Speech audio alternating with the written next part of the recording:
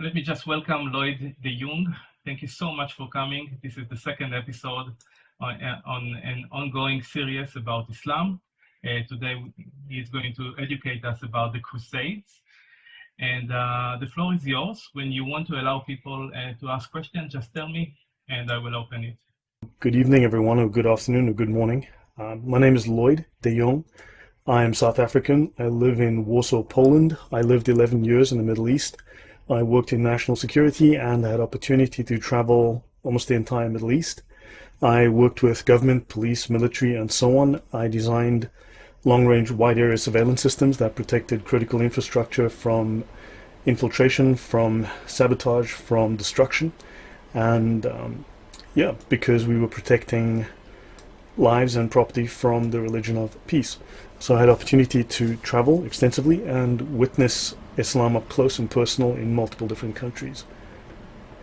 So today we're going to speak about, amongst other things, so we will be talking generally about the Crusades, the history of the Crusades, that taken from a, shall we say, different perspective, adding information that you may not be aware of, things that are normally left out, because the Crusades is an opportunity, it's a propagandistic opportunity to smear Western culture and of course to promote Islam and play into Islam's concept of victimhood, the perpetual victim.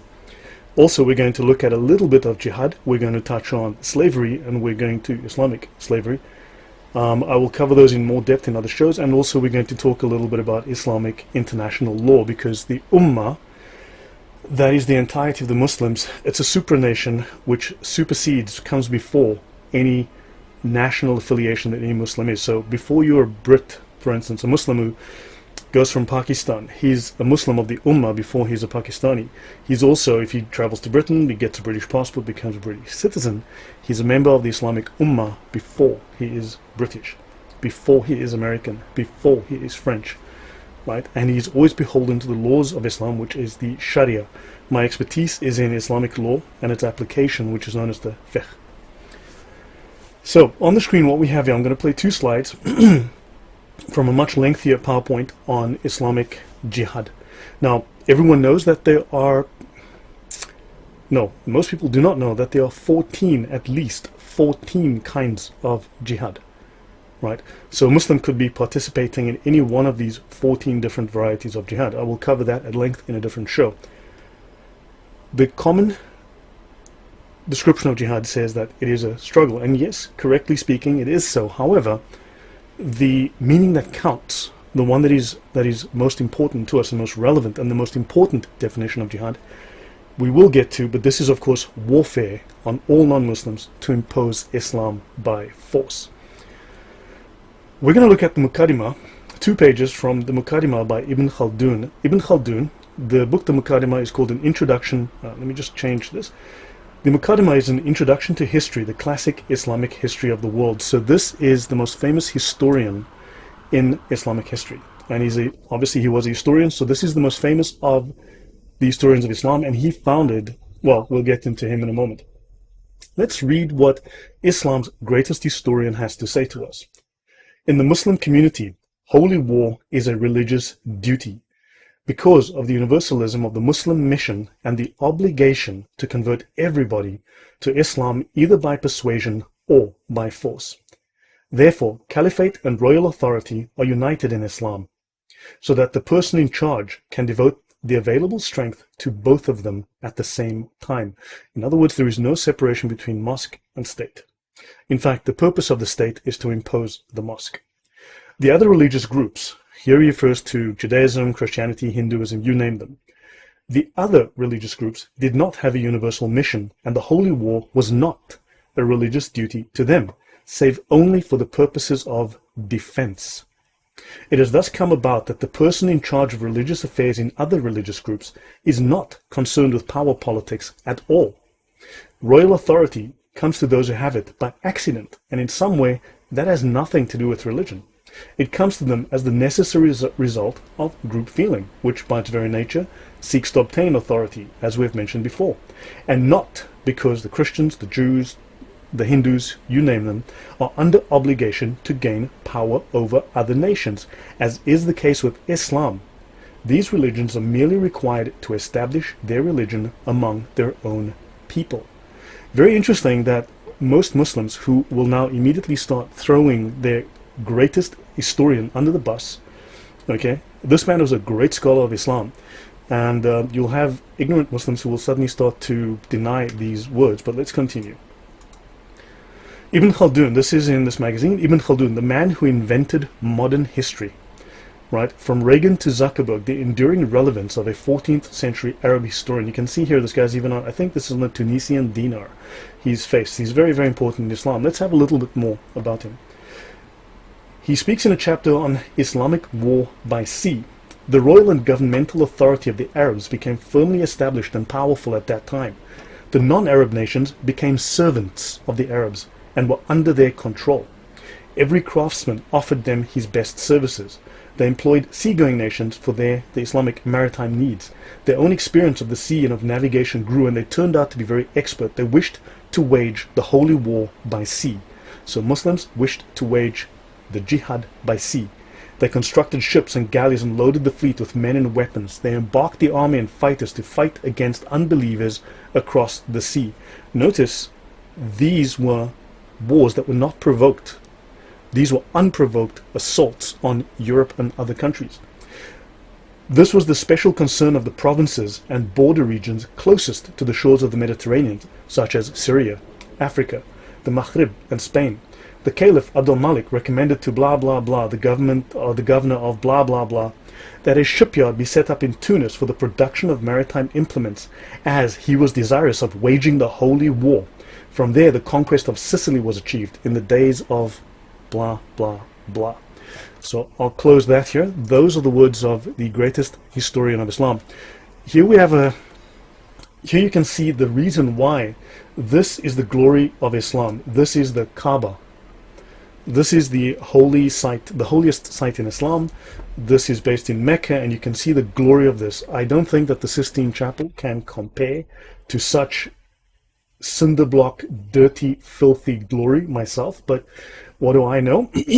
Yeah, so you tell me. So no European cathedral can hold a candle to this, the glory of Islam, the right hand of Allah on the earth, the holiest place in Islam, this little ugly square. So yeah, for the glory of this little whatever it is, yeah, this is the Kiswa cloth being blown away, right, revealing the Kaaba underneath the cube. That is the, yeah, anyway, moving on. So let's start with Islam and the Crusades. So I will do a short summary, which I did last week. I briefly touched on this, but we're going to go in much more depth today and look at the actual reasons for the Crusades and look at the Islamic role in it and study some facts of jihad, look at some of the Sharia doctrine, because remember, Muslims want Sharia for the whole world. So this chapter is called Christians Attack Muslims, the Crusades. So the first crusade began during the Middle Ages in 1095 as the result of a cry for help against invading Islamic armies. The first crusade was launched 460 years after the first Christian city was overrun by Muslim armies. 457 years after Jerusalem was conquered by Muslim armies. 453 years after Egypt was taken from Christendom by Muslim armies. 443 years after Muslim armies invaded and plundered Italy. Understand that Muslims invaded and occupied Italy for 400 years. 427 years after Muslim armies first laid siege to Christendom's eastern capital of Constantinople. This happened 380 years after Spain was conquered by Muslim armies, and 363 years after France was first invaded by Muslim armies in the 8th century. Ask your Muslim friends why Muslim armies had conquered Spain and had invaded France in the 700s. Ask them what they were doing in the 700s. Ask them, because they always claim, well, you know, because we were attacked in the 20th century by the Westerners. Well, this is 1300 years prior to that. What were they doing there? If Islam is a religion of peace, what were they doing invading Europe in the 700s?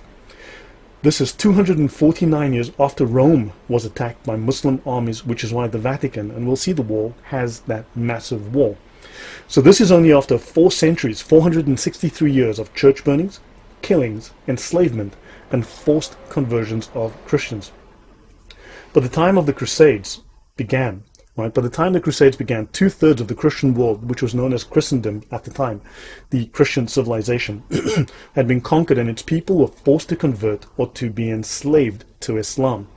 Now, without Charles Martel and at the Battle of Tours in 732, the city of Tours, the town of Tours, is about 240 kilometers from Paris. So in the year 730, the Muslims were already in sight of Paris and about to conquer France. Without the efforts of the Templar Knights, Al-Cid's Reconquista in 1085, the Venetian fleet at Lepanto, the Polish and the Austrian knights and others at the gates of Vienna in 1683, the Serbian Hajduks fighting off the Ottoman Turks in 1804, without their combined efforts, Europe might have been converted to Islam by force. So during this ongoing permanent jihad that began in the 7th century, almost 3/4 of Christendom's original territory, which included all of North Africa, Egypt, Greater Syria, Anatolia, today what we know generally as Turkey, was all permanently swallowed up by Islam. These areas could have been like Europe, part of the European Christian civilization. However, they became Islamic, and as you know, it's a religion of peace. So, Harry, are there any questions? Or is there anything that I should pause for, or shall I just continue? No, everything is clear. Anyone have a question?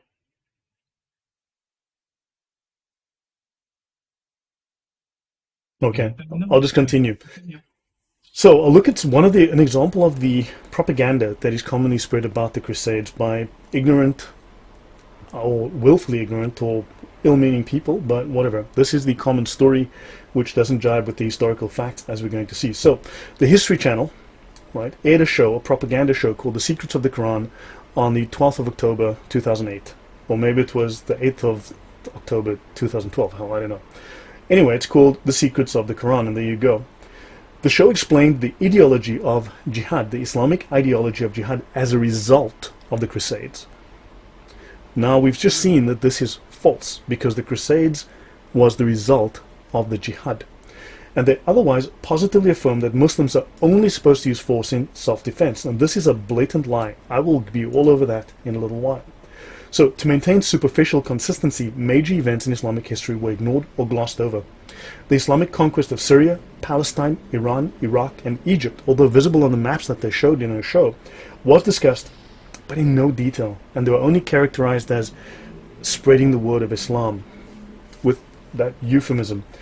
Islam was, now many will say, initially viewed as a religion just for Arabs, and technically it is, although according to the Islamic law, the fiqh today, it is not. It is the religion for the entire world and must be imposed on all. So the earliest non-Arab converts had to become affiliated with an Arab tribe, and they were all subordinate. I'm going to jump to the definition of the word deen. I covered this last week. I will do it again briefly, because Islam does not call itself a religion. Islam calls itself a deen. Technically, this would mean you can translate it as a way of life, but it has multiple meanings. So let's have a look at the Lisan al-Arab by al-Misri. Al-Misri is a great scholar of Islam, and he wrote the most detailed 20-volume dictionary of Islam, dictionary of Arab words, called the Lisan al-Arab, which is still used today. This dictionary suggests 4 meanings of the term deen. The first meaning is subjugation or dominance. So the primary meaning of Islam in a political role is to subjugate and dominate. It means administrative or legislative authority, so it's a legal system, not a religion. To put pressure, to be obedient, or use power to enslave or to make others obedient. So it is totalitarian.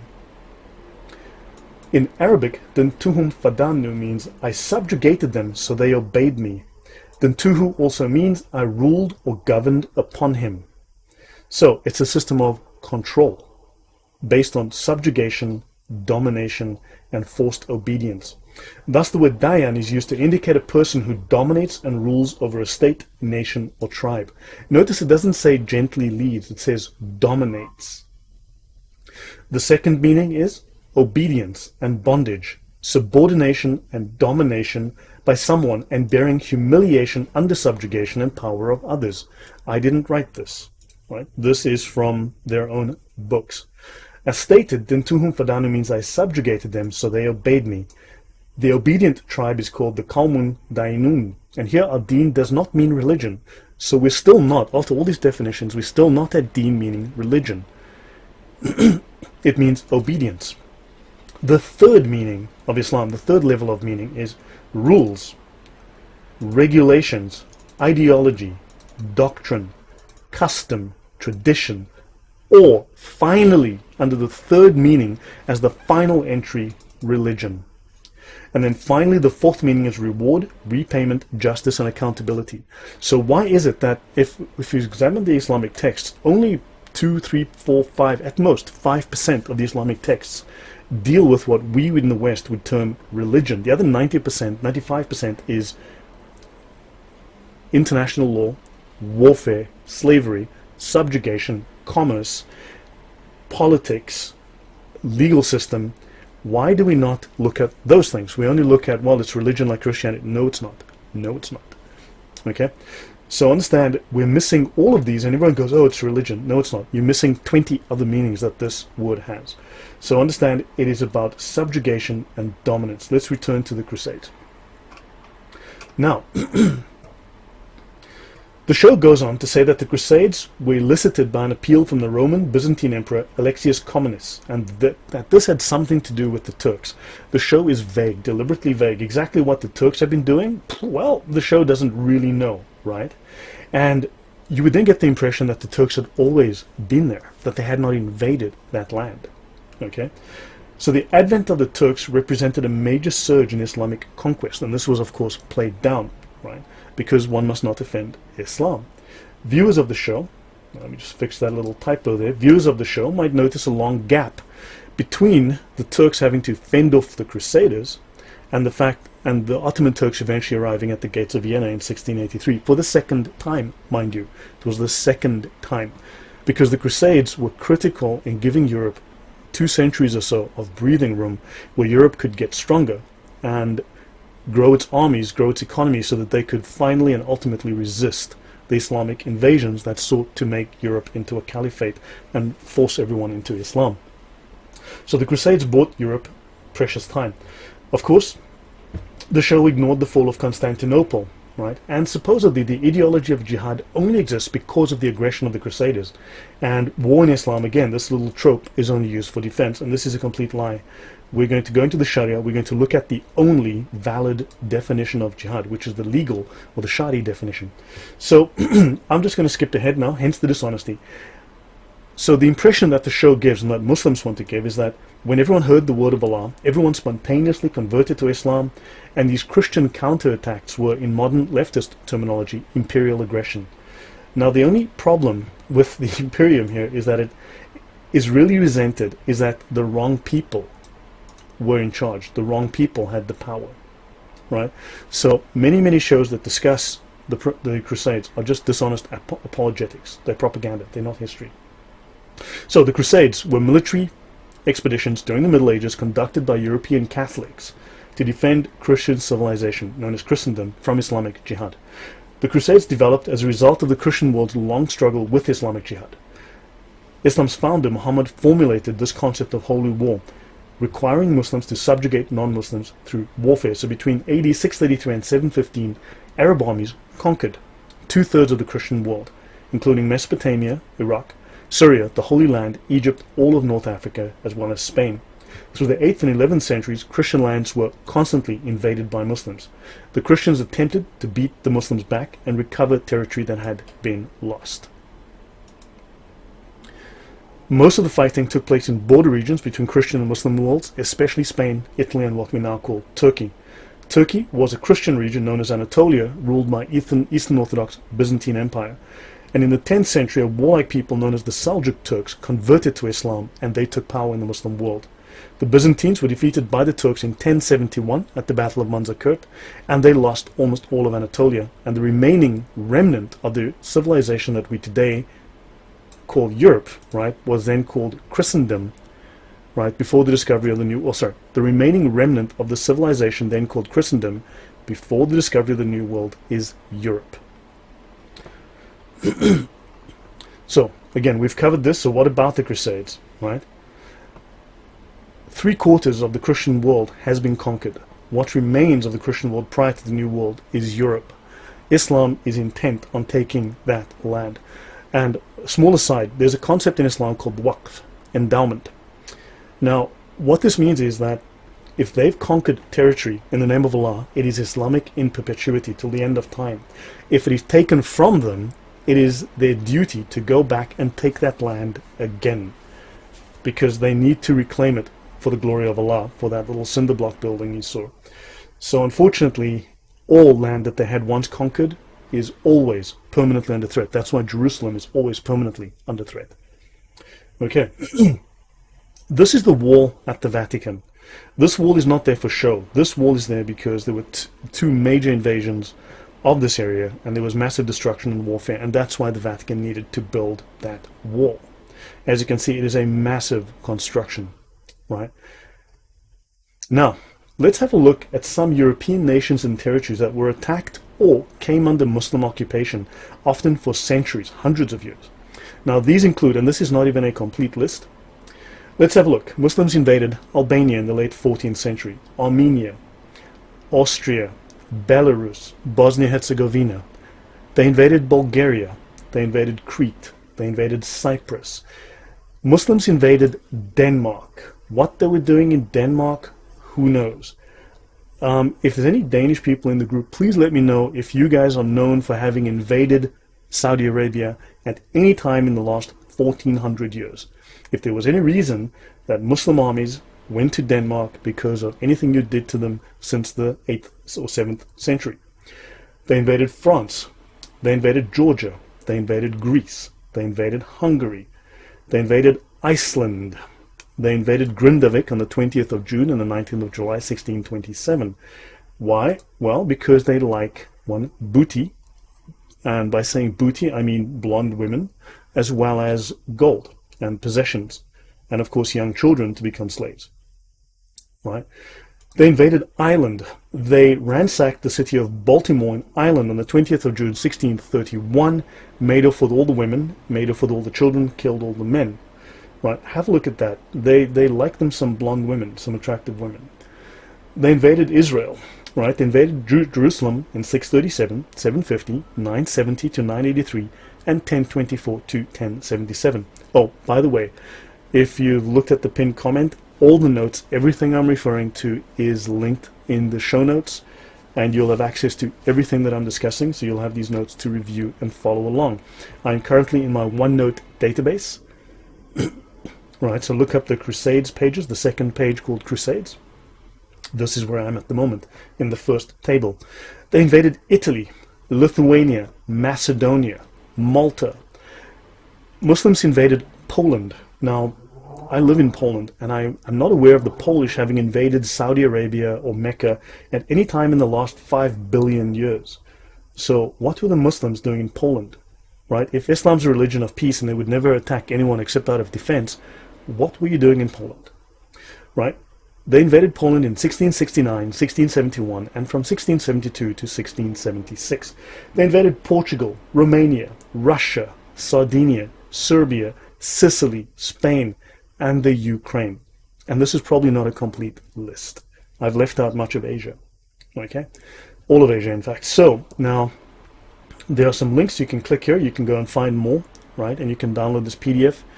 Now, let's have a jihad. This is a jihad timeline from 630 to 1095. We're going to look at the religion of peace, being peaceful, using swords, killing people, murdering people, enslaving people, gathering sex slaves, and so on, peacefully, from the year 630. So Muhammad conquers Mecca from his base in Medina. He dies in Medina, 632. Islam controls the Hijaz. 636, there's the Muslim conquest of Syria, because, the Syrians obviously attacked them first. And they also conquer the surrounding lands, all Christian lands, including Palestine and Iraq. In 637, Muslim Crusaders conquer Iraq. In 638, Muslim Crusaders conquer and annex Jerusalem. Then they conquer Iran, except along the Caspian Sea. Then the Muslim Crusaders conquer Egypt. Then they finally seize control of Syria and Palestine fully. Then they conquer North Africa. Then by 650 they conquered Cyprus, Tripoli in North Africa, and they established Islamic rule in Iran, Afghanistan, and in Sindh, which I believe is India, Pakistan area. Then they begin to besiege Constantinople. The Dome of the Rock is completed in 691, only 6 decades after Muhammad's death. And you should be aware that Islam is the first religion to create a time machine, because you'll realize that Muhammad died supposedly in 632. Prior to his death, he traveled to the furthest mosque, supposedly the Dome of the Rock, tied up his horse, camel, donkey, flying unicorn thing, Burak, tied it to the mosque, and then from there left to heaven.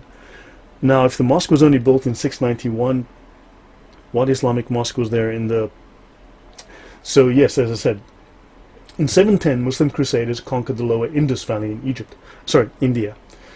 Then they conquer Spain from 711 to 713, and they imposed the kingdom of Andalus. This is the supposed Islamic golden era. I should do a show about that. There was nothing golden about it. The Muslim conquest then moved into Europe from Spain. So by 718, the conquest of Spain was complete, and in 732, the Muslim invasion of France was stopped at the Battle of Poitiers, or the Battle of Tours. The Franks, under their leader Charles Martel, who was the grandfather of Charlemagne, defeated the Muslims and turned them out of France. In 762, Baghdad was founded in Iraq. In 785, the foundation of the Great Mosque of Cordoba, this would be in Spain. Then you have the rise of Idris ad-Damirs, the Muslim Crusaders in Morocco, and Christophorus, a Muslim who converted to Christianity, was executed because, as you know, Islam's a religion of peace. In 800, you have the Aghlabid dynasty or Muslim Crusaders in Tunisia. 807, so look, this just goes on and on. They conquer Sardinia, Italy. They start killing and attacking in 813 Christians in Palestine. Right, many who flee the country. Muslim Crusaders then capture Palermo, Italy, and they start raiding in southern Italy. They started within 100 kilometers of the coast. You wouldn't find women because they captured all of the attractive women, killed the men, took the boys, took the children, right? And they took the women back as sex slaves, of course. By the year 901, they've conquered Sicily, raided Corsica, invaded Italy, and still in France. Then, of course, you have multiple different caliphates that rise, and then so on and so on and so on. And eventually, 937, the Church of the Resurrection is burned down by Muslims. More churches in Jerusalem are attacked. Now you've got more of these Turks that convert, and so on. Israel and southern Syria again are conquered, and so on and so on and so on. Now, eventually, more and more oppressive decrees are levied against the Jews and the Christians who live within the Holy Land, and of course, people were traveling there to do their pilgrimages, and of course they were robbed because Muhammad, as we all know, was a caravan robber, right? Now, you've got all this up to 1071, Battle of Manzikert. Then you have 1073, Conquest of Jerusalem. 1075, the Seljuks capture Nicaea. You should note that if you look at the letters of the New Testament written by Paul and so on, they're all written to Christian churches, Christian lands. Of course, these are all Muslim now, right? So, yeah, all conquered. Now, eventually, in 1095, Pope Urban II preached the First Crusade, and in 1099, they recaptured Jerusalem. So you understand from all of this, there was a lot of Islamic violence. And this is something which is obviously very clear within the history, but Muslims want to lie and tell themselves and tell you Islam's religion of peace.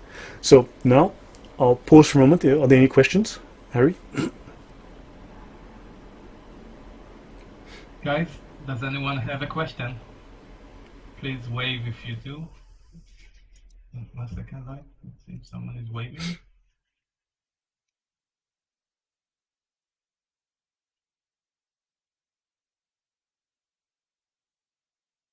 No one. Okay. I guess they are all in agreement. Okay. Any comments from you, Harry? Any comments or thoughts from you?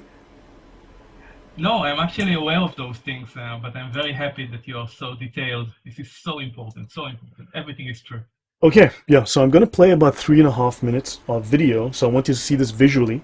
I may interject at times, okay, but I'm going to play a few minutes of video so that you can see for yourself the Islamic conquest. Now, understand, the Crusades were, if you look at it, there were 12 Crusades, right? Some minor, some major, but let's say there were 12 major battles. Now, we're going to see 500, something like 548 major Islamic battles, which were fought to conquer Christendom.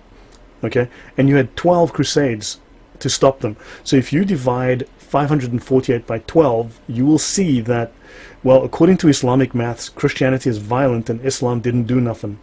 Okay, so let's have a look here. If you're see a lot of sunken ships. There was a lot of ships sailing around. When they go down, the economy goes down. So from this data, we know a lot. And this, in particular, the database of ancient documents, gives us 548 battles that Islam. So I want you to note a couple of things that are important to note here. There were land trade routes from Europe to Asia, which the Muslims, eventually when they invaded those lands, they obviously, because Islam robs caravans, Muslims robbed caravans because Muhammad robbed caravans. They started robbing these caravans, and of course, because they seized North Africa, they cut off trade with North Africa and with Asia, right? So of course, Europe became impoverished, and this led to the Dark Ages. Now, this is something that's not discussed in history, right? Because there is a very large Islamic contribution to the Dark Ages and the impoverishment of Europe, right? Don't forget, they invaded Egypt, where papyrus came from, where paper came from. And because there was no papyrus, because there was no paper, well, Europeans, being the smart people they are, they invented what's called the printing press to compensate for the fact that the Muslims had destroyed all of their access to papyrus. Of course, Marco Polo had done his famous journeys, to the east, and of course this was no longer possible. So then European explorers decided, well, since we can't go east, we're going to have to go south down the sea route, and they discovered the sea route south, going to America and other places as well, thanks to Islam being such nasty pirates. Okay, let's continue. Fought against the classical world. This is all new information. I've talked with people who consider themselves history buffs, and they go, well, let's see, battles of Islam against Europe. Let's see, we've got invasion, we have tours, we got the invasion of Gibraltar, we've got Lepanto, Gates of Vienna, collapse of... Okay, that's 5. You talk to a historian, and those are the 5 battles they can scratch up. And then I remind you, you can have all of these slides if you just send me an email for it. Okay, what does this new data show us? It shows us this. See the white spots? They're brand new battles. They're going to change to red. Just give it a moment. He's talking. The map doesn't come up. It will come up in a moment. All right. These are new. Every time, I want to show you this all over again. Every tick is 20 years. The new battles for that 20-year period come up in white. Then they fade to red to show you the history. So white's what's happening right now. Red has happened. Let's see how these 548 battles act out over. We're going to watch in 70 seconds, we're going to watch 1,200 years of conquest. Look how fast this is happening. Bam! Here comes, you didn't know France was hammered that hard, did you? You heard of Tours. Watch what's happening. The speaker on this video is Bill Warner of CSPI, right? You're seeing how after the death of Muhammad, Muslims exploded out of Arabia and invaded and attacked everybody, everyone around them, without mercy, relentlessly, right? They were the Borg, right? Notice how many... Now, the French had nothing to do with Saudi Arabia at the time. There is no excuse for this, but Muslims are perpetually taught to be the victims. They cannot be wrong. If their deen is perfect, then they can do no wrong, right? So if you want to know more, you can look on YouTube for Bill Warner, and it's called Why We Are Afraid. Look that up and you'll find more, a 45-minute long discussion on this. Happening in Spain and the islands. Now, many of these raids or battles, if they're at the coastline, are slave raids. The slaving that took place in here was extensive and went on and on. All of this work is also happening now then. We're now into the golden age of Baghdad. This is the punishment that's being handed out to Christians everywhere. In Spain, after one battle, there were knights' heads were cut off, and they made a pile so high that a man on horseback couldn't see over them. All of the European civilization in North Africa is now gone.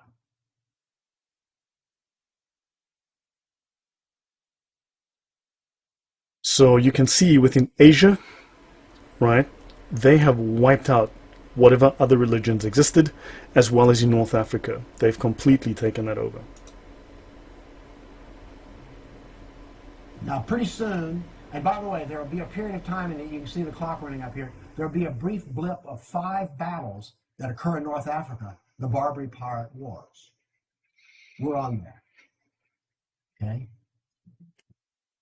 Now then, let me note here that Islam considers everything that came before it to be part of the time of ignorance prior to the advent of Islam, the time of what they call the Jahiliyyah, right?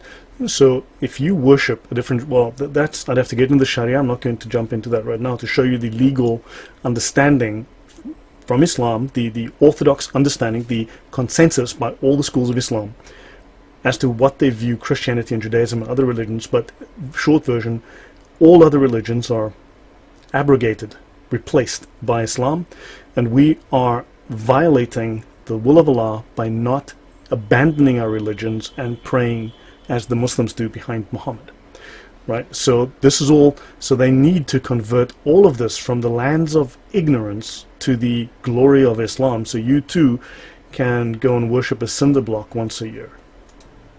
Byzantium has fallen. Now then, Eastern Europe is being hammered.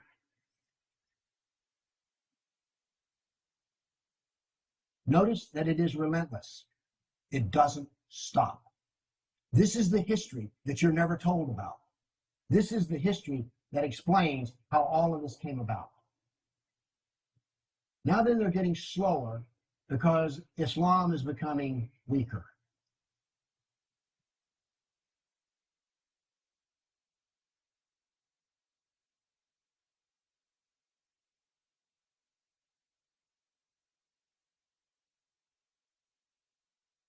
Corruption. All empires collapse from the inside ultimately. Okay.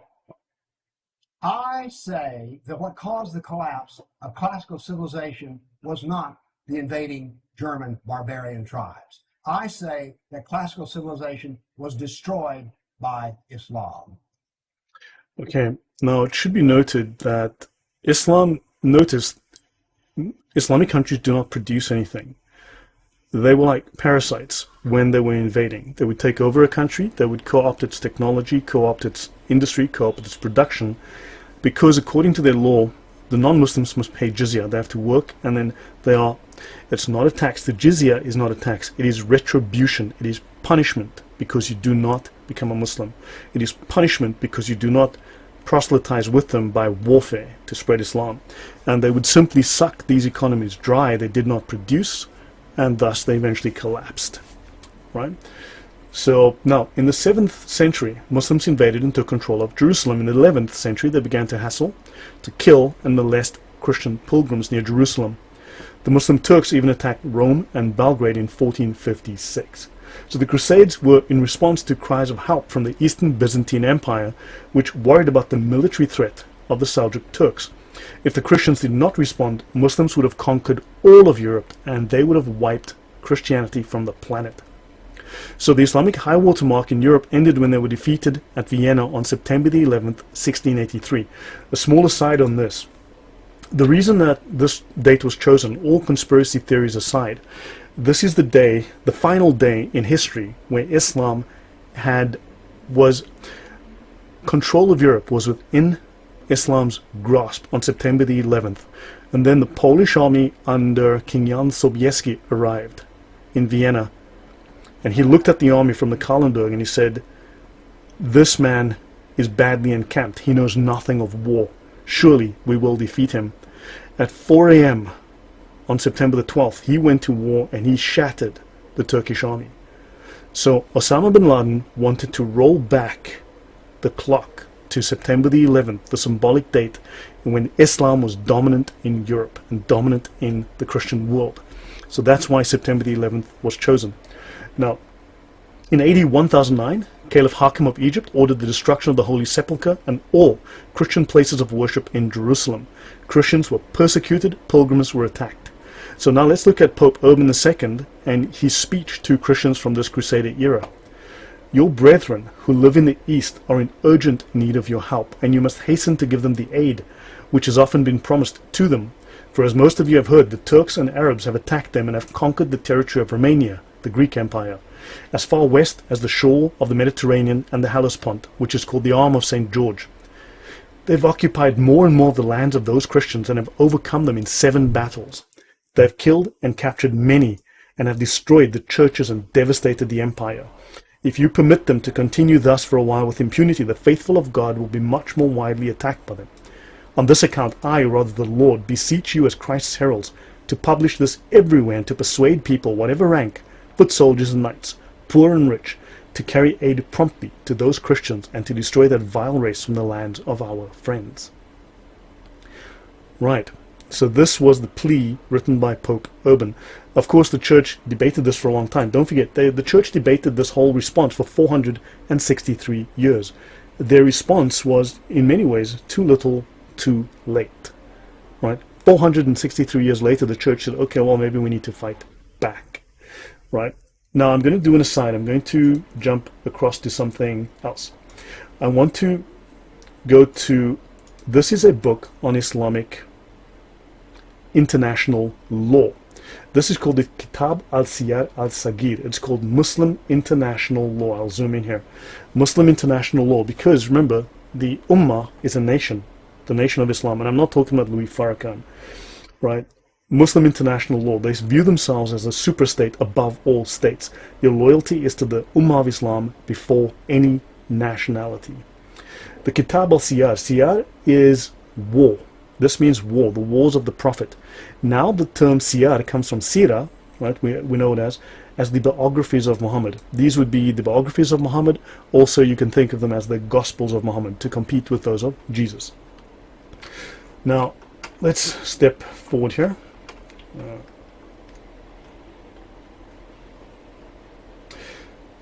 So, about this book, this is very important here. Let me just go here. These PDFs are being a little finicky with me. So, this is a project of the Pakistani government who, as you know, are Muslim because they're the Islamic, government, the Islamic Republic. And of course, they want to obviously spread Islamic law, and you know that they are the country where Christians are constantly persecuted and killed for blasphemy, jailed for blasphemy, and so on. So this is one of the 100 most important books of Islamic thought, culture, and civilization. They want to publish works which laid the foundation of a new faith come knowledge-based civilization. And so they want books of the first intensity, books that have mattered in the advancement of knowledge. And this book happens to be one of those. The shorter book, now this is a summary of the longer book, but this is the book on Muslim international law. So let's have a look at Islamic foreign policy. And Islamic foreign policy, let me see, chapter 1 on the shorter book on Muslim international law. Let's see, chapter 1 of Islamic diplomacy and dealing with foreigners is instructions of Muhammad about the conduct of war. There you go. The very first chapter, chapter 1 on Islamic international law is go over there, kill those people. Islamic international law. I didn't make the book, I didn't write the book. Hey, I just read the translation.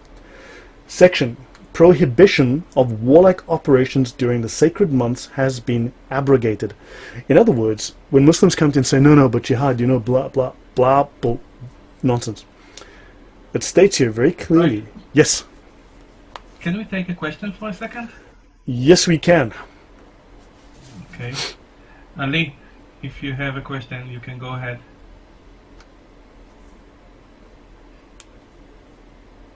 Ali? Okay. Thank you so much for the welcome. opportunity to provide it. Hello there, Mr. Lloyd. Hi there. The Jongh. I appreciate the time you dedicated to conduct such great research regarding the history of Islam. I got a question that these actually walk through over the history of Islam from the beginning to the present time. Is considering actually the all tribes or all different affiliations of Islam. You mean I gotta say that I haven't checked the veracity of all the references that Mr. Goldenov presented regarding. Do you have a question, representation. or are you trying to smear the work because you don't have anything to add? Actually, our question is about the affiliation of the Muslims that you're actually walking us through them. Different invasions, different wars. What is your question, please? For example, the invasion to the different countries in Europe. You said Poland, France. You mean those were not real Um, Muslims? They were not real Muslims that were doing all this because they were doing Islam wrong? Definitely, they are labeled as Muslims. So in other words, just like Definitely. communists are all about, no, that wasn't real socialism, Muslims, so that's not real Islam. So do me a favor, you belong to one of the 4 major schools of jurisprudence in Islam, correct? Or did you suddenly just become a Quran-only Muslim? Because that's a very common dodge. Which school of jurisprudence do you belong to? Actually, I was born a Muslim, and the Muslim actually, if you for information, has 73 approximately.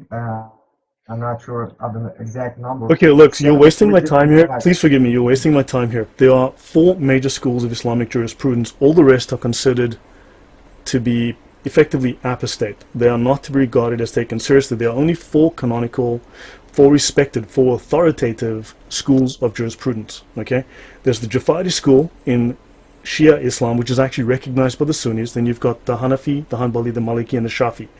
Those are founded by what is called the Mujtahids Mutlaq.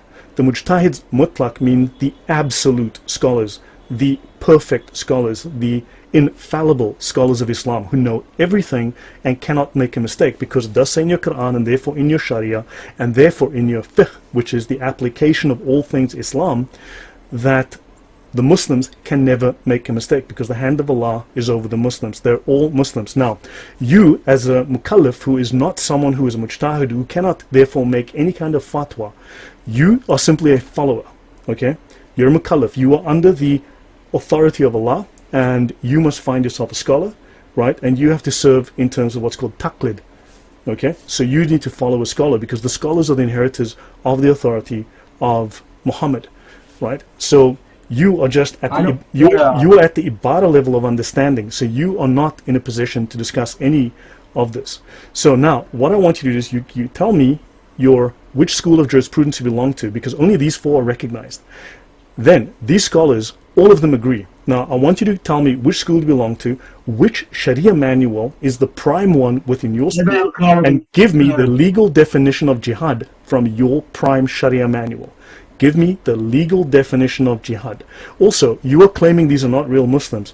You know that you are now pronouncing takfir on these Muslims. You have no right to pronounce takfir, because any Muslim can commit any crime, no matter how heinous, but as long as he believes in Muhammad, believes in Allah, believes in the last day, said the Shahada, he is a Muslim no matter what. So you don't know your own doctrine. I know this stuff extremely well. You have no idea how well I know this. Okay, so either you start talking detailed specifics, or you are wasting my time. Sorry to interrupt you, but your information, the Taliban are currently in Afghanistan are true Muslims. They are 100% Sharia compliant. Show me. It's like the ancestors. So the Taliban You know what you're talking about. The Taliban are 100% correct in their application, because let me explain to the entire audience. There is no such thing as Islamism. There's no such thing as a moderate Muslim. There's no such thing as a radical Muslim. Islam has doctrines, multiple doctrines. So you have the doctrine of azima, which is strictness, which is the strict application of Islam. It is, as is defined within Islam, doing a thing as it must be done. This is strictness, called azima. Then you have rukhsa. Now within Islam, this is called dispensation, basically a loosening of the rules, because they realize not everyone is capable of being that strict. So a small minority of Muslims is required by law to always pursue Islam as strictly as possible. The Taliban have taken it upon themselves to pursue azima, strictness. So has ISIS. The only place where the Taliban and ISIS violate the Sharia, okay, The only place where they violate the Sharia, and you need to show me your Sharia laws. I'm not going to listen to your opinion. I am not interested in your opinion. I want to see your mujtahids. I want to see the fiqh, right? The only place where they violate the Sharia is that they've abandoned or abolished rukhsa, dispensation, the relaxation of the Islamic rules early, before the caliphate was established worldwide. That is the only violation of the Sharia that they have performed. Otherwise, they are 100% following the Sharia of Islam to the letter. They are the perfect Muslims. Okay, so look, do me a favor, please, Harry, if you can let's just move on, because there was no question and there was just waffle. Hopefully this is clarified. Yes. I'm sorry. Yeah, please go on. Okay, really. So, understand, the next item is the army's treatment of the disbelievers and in the acquisition of Muslim property earlier taken away by non-Muslims. Now, when they say Muslim property, it's like, they've taken your property, you take it back, they have to go and take it back again. But understand, these are the first 3 rules of Islamic international policy. Make war, okay? Understand there is no restriction on the warfare and how to deal with the kafir slaves and prisoners. Let's go on. Okay, so, yeah, let me see if there's something that I missed there that I wanted to add. There's that. Oh, let's have a look quickly at this definition. This is taken from what is called the Encyclopedia of Islam. This is the gold standard of Islamic research. And Muslims will say, yeah, but it wasn't written by Muslims. Yes, it is. If you read through the authorship of this is an international thing. It is in use in Islamic universities around the world. This is the gold standard of Islamic understanding worldwide. To buy a set of this stuff will cost you $30,000, $40,000. To rent it is like $4,000 a year to rent this darn thing. Okay? Siyar, in jurisprudence, the area concerned with the rules of war and the dealings with non-Muslims. And they also have a concept called siyasa, quite interesting. The violence that the ruler of Islam has to use to preserve his authority. So, in other words, they have a name. It's called statecraft, but statecraft through violence. So, in other words, Islam is both violent and it is totalitarian. And they mention here governance in accordance with the Sharia. So, siyasa sharia. Governance, rulership in accordance with the Sharia, a Sunni doctrine calling for the harmonization between the fiqh and siyasa. So in other words, the fiqh must comply with the violence with which Islam uses to govern. Okay, the links again to all of this is in the show notes. Okay, I'm now going to move on. Any comments from you, Harry, before I move on?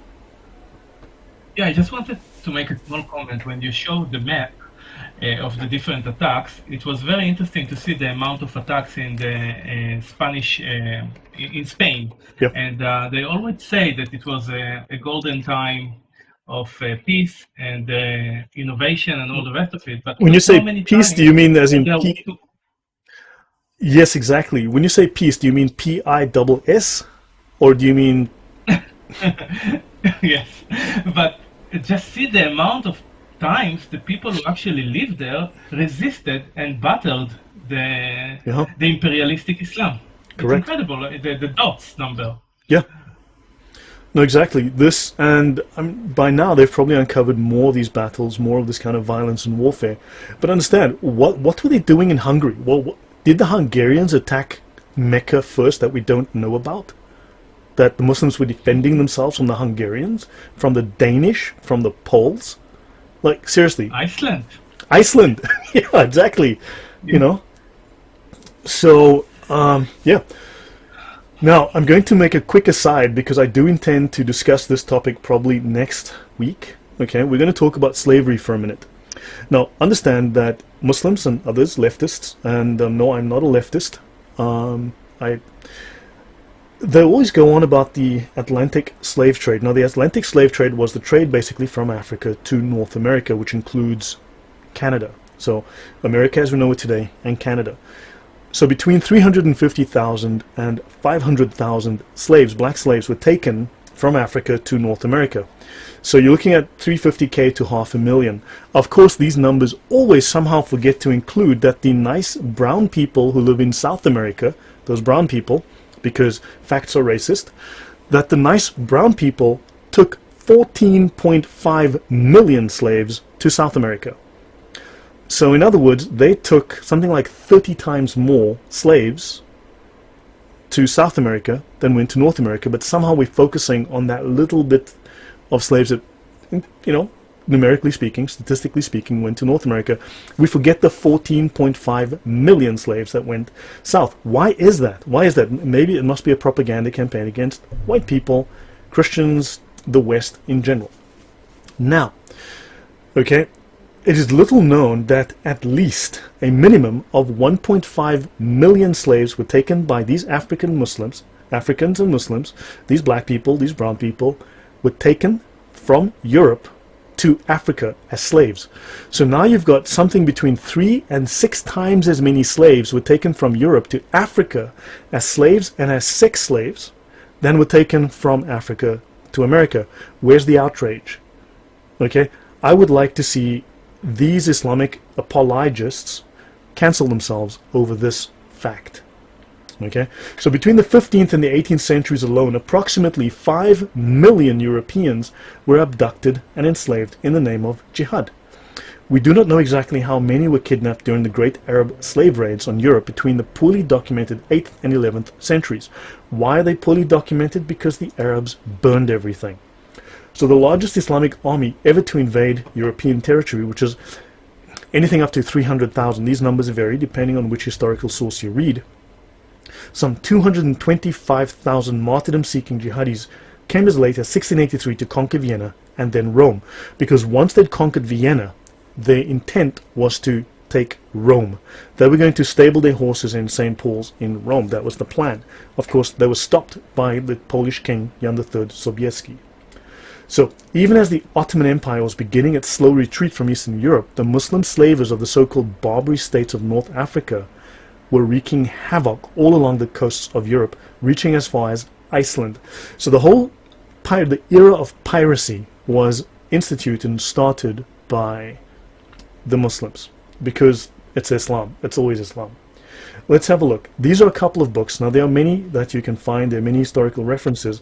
And again, it's interesting that this is not discussed more, because white people bad, black people good somehow. Islam is always good because historians are scared of. They're scared of getting killed by the people of the religion of peace if they say bad things about it. Okay? Because you have nothing to fear from Islam, because it's religion of peace, and if you say otherwise, they will kill you, as we all know.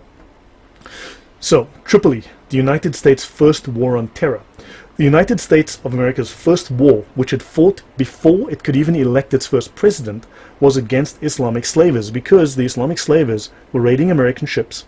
They were taking people, taking hostages, taking all of the booty, all the bounty that was on these ships, and they were ransoming people. And they eventually signed an agreement. I think America was paying something like 20% of its gross national product to Muslim slavers, right, to these Islamic slavers as a bounty. This jizya, right, this retribution, this punishment was being paid, which was crippling the United States economy. They couldn't grow, and they decided, we need to form a navy, and we need to form the Marines, and we need to go over there and kick their asses.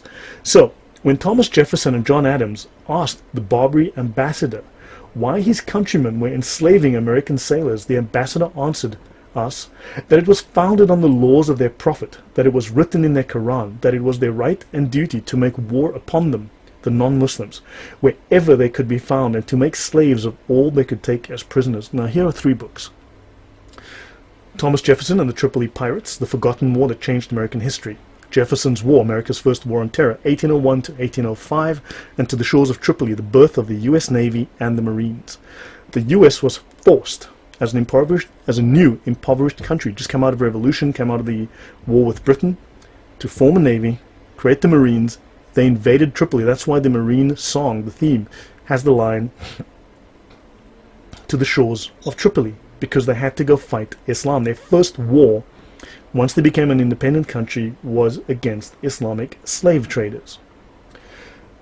So, now what we saw in the earlier video, right, what we today call the West, is merely the westernmost remnant of what was once a much more extensive civilization that Islam permanently severed. Centuries of non-stop jihad and terror saw 3/4 of the post-Roman Christian world become Islamic, leaving the remaining quarter, which is Europe today, in a permanent state of siege since the 700s. Islam has a couple of sayings that people in the West are not aware of, right? They say, You have the clocks, but we have the time, right? And they've got another saying which very few people know. It's crazy. No one knows this. No one's heard it, right? I learned this by accident one day. But they say, do not let your enemy know he's your enemy. So in the West, we say, the enemy of my enemy is my friend. But in Islam, they say, do not let your enemy know he is your enemy. Very different way of thinking. And also, again, another aside, people always, and again, we should talk about this in the future when I speak about jihad. Everyone always talks about, oh, but the Mossad says by way of deception, you will do war. Oh my God, Mossad is evil. Look, whatever. However, Muhammad in the Quran says deception, okay? He speaks of deception. He says war is a game of deception. That's in the older translations. The newer translation says, just say war is deception. Okay, in the older translations, go back to the 1600s. Islam says that warfare is a game of deception. This is hundreds of years before Mossad. But you know what? It's not okay when the Jews say it, but it's perfectly fine hypocrisy when the Muslims do it. Okay, so understand they've been doing this for a long time. So Raymond Ibrahim, very good scholar, excellent, Egyptian, right? Speaks perfect Arabic, of course, and is American Egyptian. Sword and Scimitar, one of the best books on the subject. So for this reason, a tiny Europe's self-identity did not historically revolve around ethnicity or language. This corner of the Eurasian landmass, Europe, houses dozens of languages as well as ethnicities. Many are divergent, while much larger landmasses are homogeneous. Think China, right? Japan. Europe's identity evolved from a common religion. It was the last and the most formidable bastion of Christendom, which was not then conquered by military force by Islam. Right? Understand, this is Europe relative to just, right, this is what we have in terms of Europe, right? There's not a lot left. And if you consider all of Africa they've taken, Asia, there's not a lot left of Europe. This is Europe. This is all that's left. And yeah, well, the question is, do you want to be bowing to the, to Allah, or do you want to maintain your culture and civilization? Okay, so we're about 3/4 of the way, 70% of the way. So in 1993, Samuel Huntington said in his book, The Clash of Civilizations, that Islam is bloody borders. In Eurasia, now again, when I talk about jihad, I will discuss this, okay? And I will show you some references now to give you an insight into this. But in Eurasia, the great historical fault lines between civilizations are once more aflame. This is particularly true along the boundaries of the crescent-shaped Islamic bloc of nations, from the bulge of Africa to Asia. Violence also occurs between Muslims on the one hand and Orthodox Serbs in the Balkans, Jews in Israel, Hindus in India, Buddhists in Burma, and Catholics in the Philippines. Islam has bloody borders. In other words, Islam, wherever it goes, ends up fighting with everyone around it. Historian Bernard Lewis wrote, for almost 1,000 years from the first Moorish landing in Spain, 711, notice they say Moorish, he doesn't say Muslim, because euphemisms abound because nobody wants to offend Islam, right? Again, I need to discuss this in a different time when I speak about Islamic deception, but Islamophobia and such, and these accusations are based upon the Islamic laws of slander.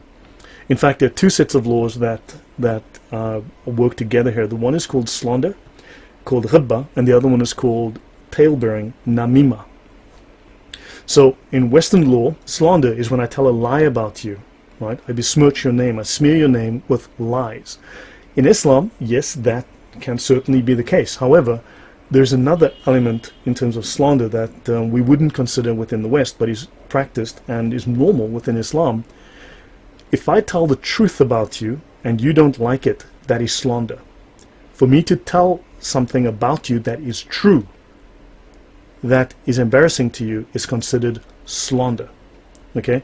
The truth that you would dislike in Islam is considered slander. It's called the law of ghibba, and I can cover that another time. So, anyway, so therefore you cannot tell the truth. That's why you have to euphemize everything, right? So, to the second Turkish siege of Vienna, Europe was under constant threat from Islam. All but the easternmost provinces of the Islamic realm had been taken from Christian rulers. North Africa, Egypt, Syria, right? Even Persian-ruled Iraq had been Christian countries in which Christianity was older and more deeply rooted than in most of Europe. Okay? Now, their loss was sorely felt and heightened the fear that a similar fate was in store for Europe, as wave after wave of Islamic attacks crashed against the continent. After Europe neutralized Islam, it forgot all about its ancient antagonist. All right. Now, someone asked about where you can find more of my content. Again, check in the OneNote database link. You'll find my YouTube channel. Otherwise, just search for my name on YouTube, right? Lloyd de Jongh. Just search for me and you'll find me very easily. So just search for my full name. So, as historian Hilaire Belloc observed, during the peak of Western might and Muslim weakness, millions of people of the white civilization, that is the civilization of Europe and America, have forgotten about Islam. They've never come into contact with it. They take for granted that it is decaying and that anyway it's just a foreign religion which will not concern them. It is, as a fact, the most formidable and persistent enemy which our civilization has had, and may at any moment become as large a menace in the future as it has been in the past. So today this forgetting has been, shall we say, institutionalized. It is taught, it is deliberate. Notice that supposedly objective history books don't talk about Muslims and Islam and jihad. They speak of Arabs, Moorish, Ottoman, Tatar. Rarely do they mention Islamic invasions. They fail to mention the doctrine of jihad that created this warfare on Christianity. So, a reported 215 million Christians are experiencing high levels of persecution.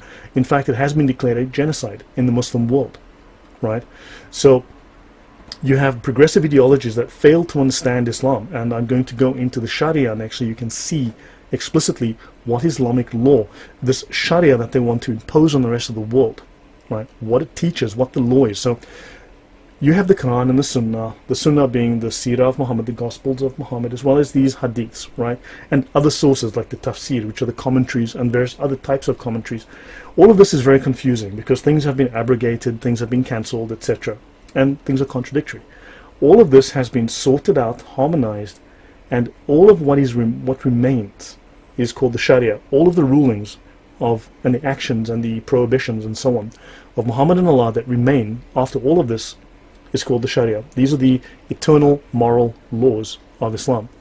How to apply all this within Islam, how to apply this in the legal, social, financial, and so on contexts, that's called the fiqh, right? That is the law. So, we're going to have a look at that in a moment. Now, to end off on this particular set of slides, so the obvious reason to, what about the Crusades? The question is, what about them? They were necessary. They were critical. Okay? Muslims invaded dozens of countries long before any country had invaded them. Right? They were committed to the use of force to expand Islam from the beginning. So, now violence committed in the name of other religions is logically unconnected to the question of whether Islam is violent. Okay? So, what people hope to do is they hope to embarrass, to use shame to stop people from claiming that Islam is violent. It will use any tool in its arsenal. So, understand, right? So, I'll stop here. I'll just jump over a few things. Okay? Now, Christianity does not legislate law. Right? Christianity does not legislate law. The Bible doesn't legislate parking tickets. Right? The Bible doesn't legislate how you sell movie tickets. Right? So whereas Islam is a religion of law, and how that law is expressed, we can go to its law books, because if it's a religion of law, we should be able to read its laws. Okay? So I'm going to jump over a few things here, and let me see. So I'm going to introduce this, which is one of the major Islamic Sharia texts. This is the largest one. It's 4 volumes, 2,652 pages at least. When you study to be an imam or a sheikh or something at Islamic seminary, in Islamic university, this is the final volume that you will learn because it is the most detailed one on Islamic law. Understand that no one Islamic Sharia manual covers everything. Different manuals have a focus on different issues and they go into detail on different subjects. So you need to have multiple manuals, and often there's a scholar that is regarded as preeminent in a given field. So other scholars will reference those works or that scholar's works to get the consensus view, the most authoritative view when applying their judgments. So this one is called Siyar. Okay, this is from the Hidayah. Okay, it's a Hanafi school of fiqh. It's the Hidayah, and this one is the most detailed discussion of Islamic warfare. Sayyir is the plural of sirat, which in its primitive sense signifies regulation. in matters of spiritual and temporal. Siyar in the language of the law especially applies to the institutes of the Prophet in his warfare. Introductory. So let's have a look at this on the manner of waging war, of plunder and the division thereof, and of the conquest of infidels. So this is law, and it lays this out in about 100 and something pages, so you can read page after page of rules. It says here, war must be carried on against the infidels at all times by some party of the Muslims. Remember when they say it's a small minority? Well, that small minority is, according to the law, required because they are following azima, not rukhsa. They are strict Muslims. The rest are following azima. Of course, those Muslims following rukhsa, the dispensation, the loose form of affiliation where you can abandon some of the rules of Islam, they can switch over to azima, to strictness, at any time, given requirements and rules set out within the Sharia.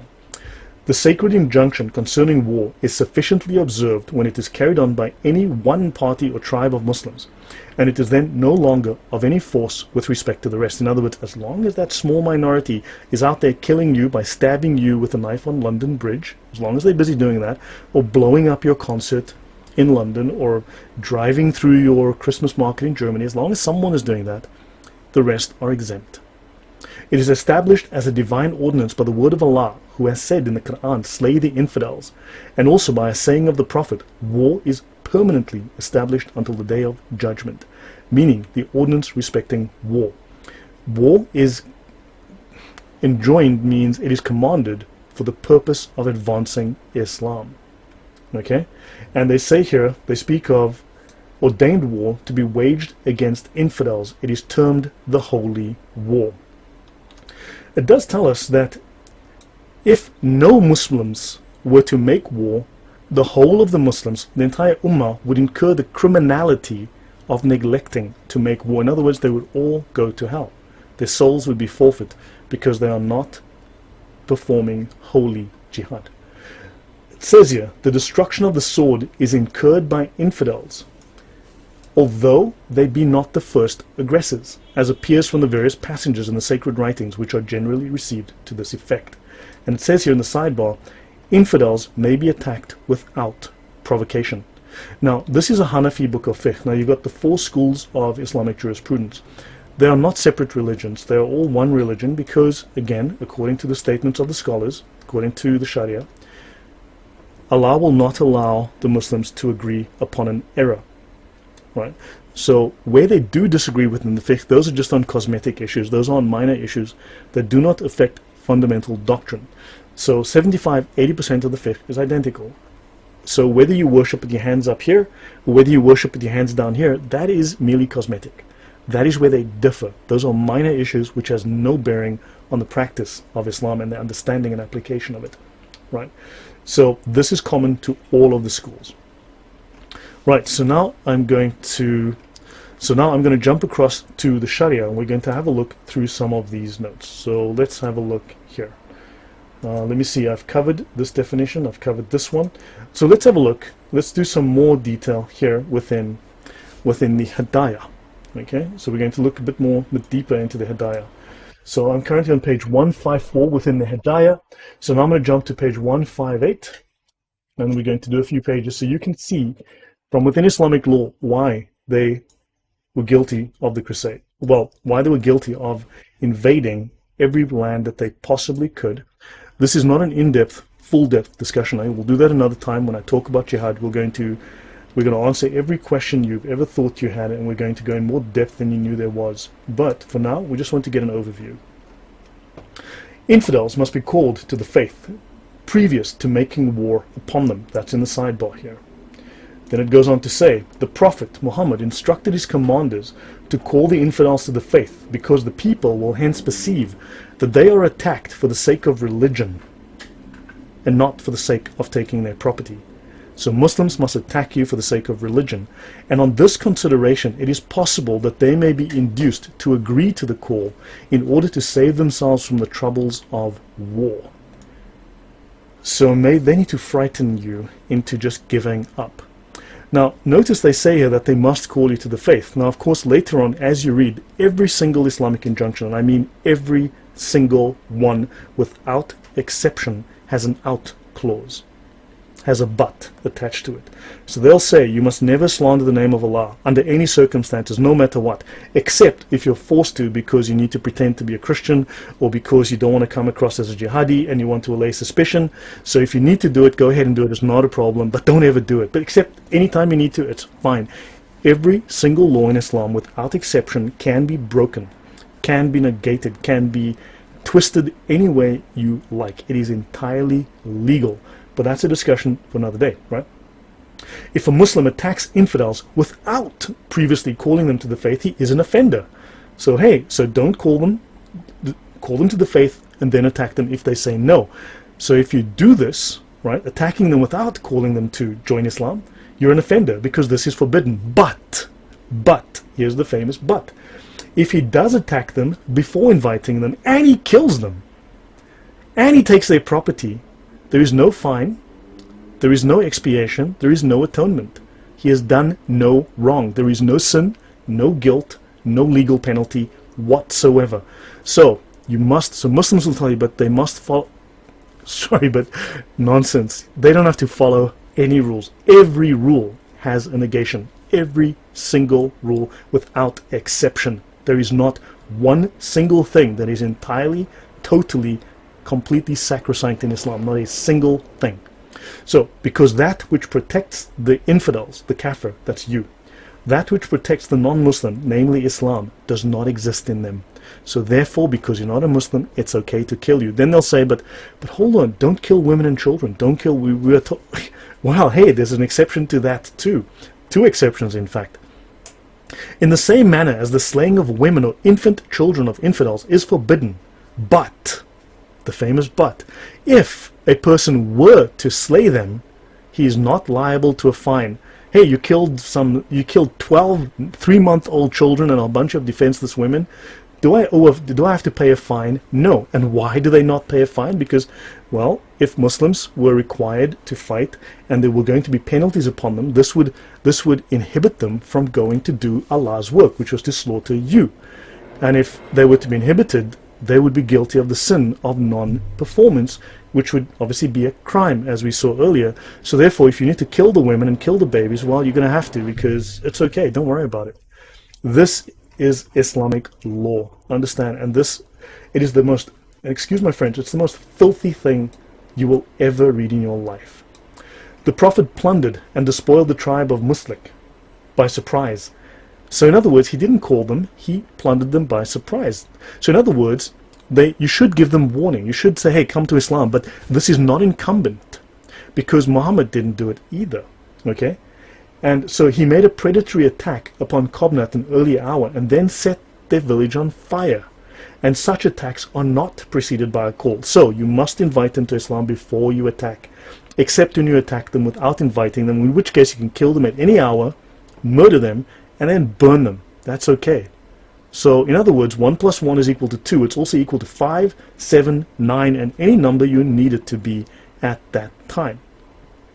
If the infidels, upon receiving the call, neither consent to it nor agree to pay the jizya, the capitation tax, it is incumbent upon the Muslims to call upon Allah for assistance and to make war upon you. Because Allah is the assistant of those who serve Him and the destroyer of His enemies, the infidels. Who's the infidel? You. Who's Allah's enemy? You. So that is very, very interesting. So 159. So now I'm going to jump across to 160. We'll go to 160. And remember, this is all sanctified by the law. All of this. Breaking of every single rule of war that Muslims will say, don't burn trees. That's a lie, because you will find that they have rules that say, well, do not burn the trees. That's wrong. Except if you need to burn the trees. Then don't worry about it. Just burn the trees. Understand? This is the constant. They can even kill their own people. They're allowed to kill their own in the process of making war. They're forgiven for that too. So now I'm going to go to the last page here, 168, and in the Hidayah, we're just going to finish up on this. You need to understand this. Now, they'll say that, look, a single Muslim should not go out and make war upon you because there's no caliph. There is no caliphate. Therefore, he's not empowered by the caliph to take action, except when there's no caliph, in which case the Muslim has to take action because there's no caliph. So the caliph has to give permission to the Muslim to go and make individual lone wolf jihad. That's why there are these packs of lone wolves out there in Europe and America and so on, or have been. So there needs to be a caliph to call this, except when there's no caliph, in which case Muslims must take it upon themselves. So you see, there must be a caliph to do this, so they aren't real Muslims, except they're real Muslims because they have to do it on their own if there's no caliph. Any single Muslim is empowered to make war upon the infidels, wherefore they fear him. You are meant to fear the Muslims. You are meant to fear them. The object of fear is the object to which to look for protection, and a single Muslim is the object of fear. I hope this makes clear. I'm going to pause here for a moment before I go on. I'll be ending with another Sharia reference to back up and add to some of this. Harry, any questions or comments or thoughts? Yes, I have one question here. He's asking how Muslims, after the death of the Prophet Muhammad, managed to conquer the empire of Iran, and what happened to the Zarathustrian religion? They were in a conflict with the Christian lands, the Romans. No, they were in conflict with the Romans for centuries, for a long time, or decades. There was a long, long war, and they were exhausted from that war. And into that vacuum of power, because of the weakness of the warfare against the Romans, the Muslims took advantage of that gap. I see. 2 points that I want to make, just to clarify, correct me if I'm wrong. I think the biggest Shia center of the Muslim world was actually in Egypt, under the Fatimas, right? It wasn't. I can't remember, to be honest. Okay, and you mentioned the Philippines, so I just want to mention Abu Sayyaf. They're also very peaceful. Of course. It's an organization in Mindanao that likes to cut heads, and they're affiliates of ISIS. Don't forget, ISIS is 100% Sharia compliant. They follow these rules that I'm reading here. They follow these books to the letter. You'll find these books in their libraries. They follow these rules. This is Islam. So in other words, once they have control of an area, they are supposed to finally, ultimately, eventually, implement Sharia fully. This is full Sharia. Currently, you do not have the full implementation of Sharia except under ISIS and under the Taliban. I understand. Are there any questions? Anyone wants to ask a question, please? Please wave if you do. Forgive me if I'm not very PC. I am from Africa. I attended a school for emotionally disturbed teachers, which has affected my education and outlook. No, I don't see any question, but I just want for you to clarify something. Sure. Like during the so-called Islamic Golden Age, basically all the people there were like under a reign of terror, non-stop terror. Can you talk a bit more about the life of people during these times? Look, I've been collecting notes on that because I'm actually busy going through some of the latest research on that subject. So, very short version. For instance, if you look in what's the name of the place that has a G in it? Granada. So during this peaceful time, don't forget that within the Sharia, I'll give you one example. Because again, I hate to talk about a subject when I have not researched it and I don't have my notes and references in front of me. Every reference that I'm using, I've given to everyone here who can read it themselves, and they can look at it and see if I'm just making this up or not. But so I don't have any notes in front of me right now. I have notes, but I haven't compiled them and edited them. So in Granada, there was a time when there are times when things are peaceful, because a caliph will come along, a leader will come along who does not fully implement the Sharia. Then maybe his son takes over, or maybe he dies and a new person comes along, and this person decides to become a lot more strict. He will now implement the Sharia fully. So there were times when Christians and Jews living under their rule, would become seniors within the government, and this was not allowed because no Muslim is allowed to be subordinate to a non-Muslim. And what happened was, in Granada, for instance, within one day, the Muslims rioted once the caliph died, and they murdered, I think, between 4,000 and 4,500 Jews, and Christians as well, but they had a soft spot for the Jews, and they murdered about 4,500 Jews. Now, you don't have pogroms like this on a regular basis unless there is no tolerance, there is no forgiveness, there is no appreciation of the other. Understand? And also, they can point to long periods of time where there was no fighting, but this is because the others had learned, if you step out of line, you die. You step out of line, your daughter is raped, she's given to a Muslim as a sex slave, your house is burned down, your properties are taken, right? So they learned to just toe the line, keep their heads down and their mouths shut. Now, many of these Muslims that they claim to be Muslims who invented everything, many of them are often, or some are often Christians who happen to have Arab names. So these are simply, they've co-opted a lot of things. So there was no, the period of the golden era within Cordoba is actually a period of subjugation and totalitarianism, and that's something I can go into on another time once I finish the slides and we go through the records, you go through the proper historical records. But there was no golden age of Islam. It was all plagiarism, it is all theft, because they don't produce, they steal from slaves who work. It's extortion. I'll pause there. Thank you. Any questions, guys? Yeah, we have a question. One moment. Go ahead, AJ.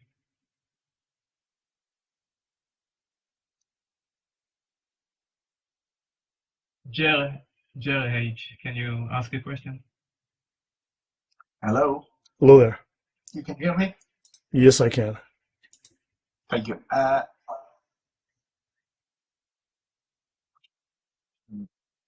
My understanding was when Muhammad teachings was supposed to be illiterate and people wrote it down on whatever pieces of skin and stuff like that. Yes. But the Quran itself wasn't created, some people say maybe 70 to 80 years later. So, yeah. Is this true?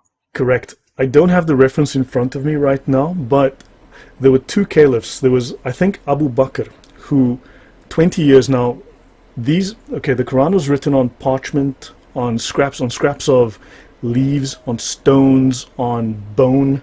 It was collected together from people's memories, and it was all compiled apparently in fragments, and it was stored under his wife's bed for 20 years.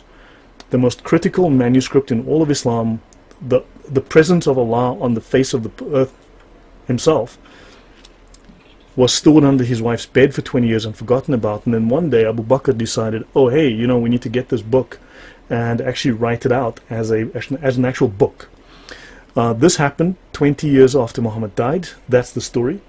But what is odd is that, and of course he burned all of the other competing copies. He made his own what's called the Uthmanic recension, right?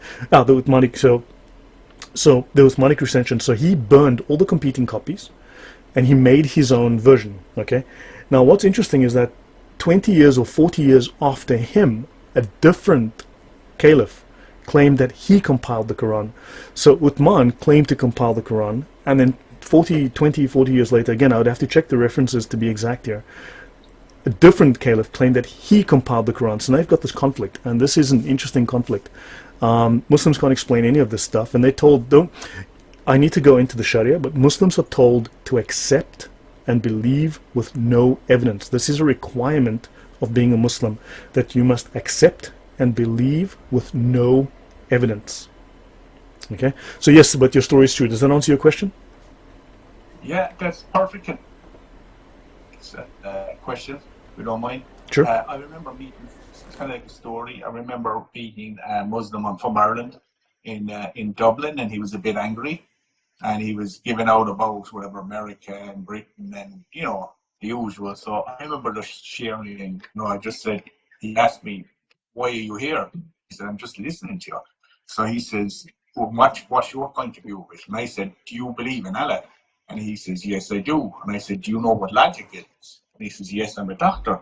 So I said to him, well, if you believe in the Almighty Allah that created the whole universe, stars, earth, and everything in the whole existence, you do? Yeah, he says. Well, why are you getting angry and fighting these battles? If the Creator wanted us to submit or get angry, the whole existence wouldn't be here. Why does he need you to fight these battles? Well, look, that's one of those questions beyond my pay grade, right? That's an existential question or whatever. But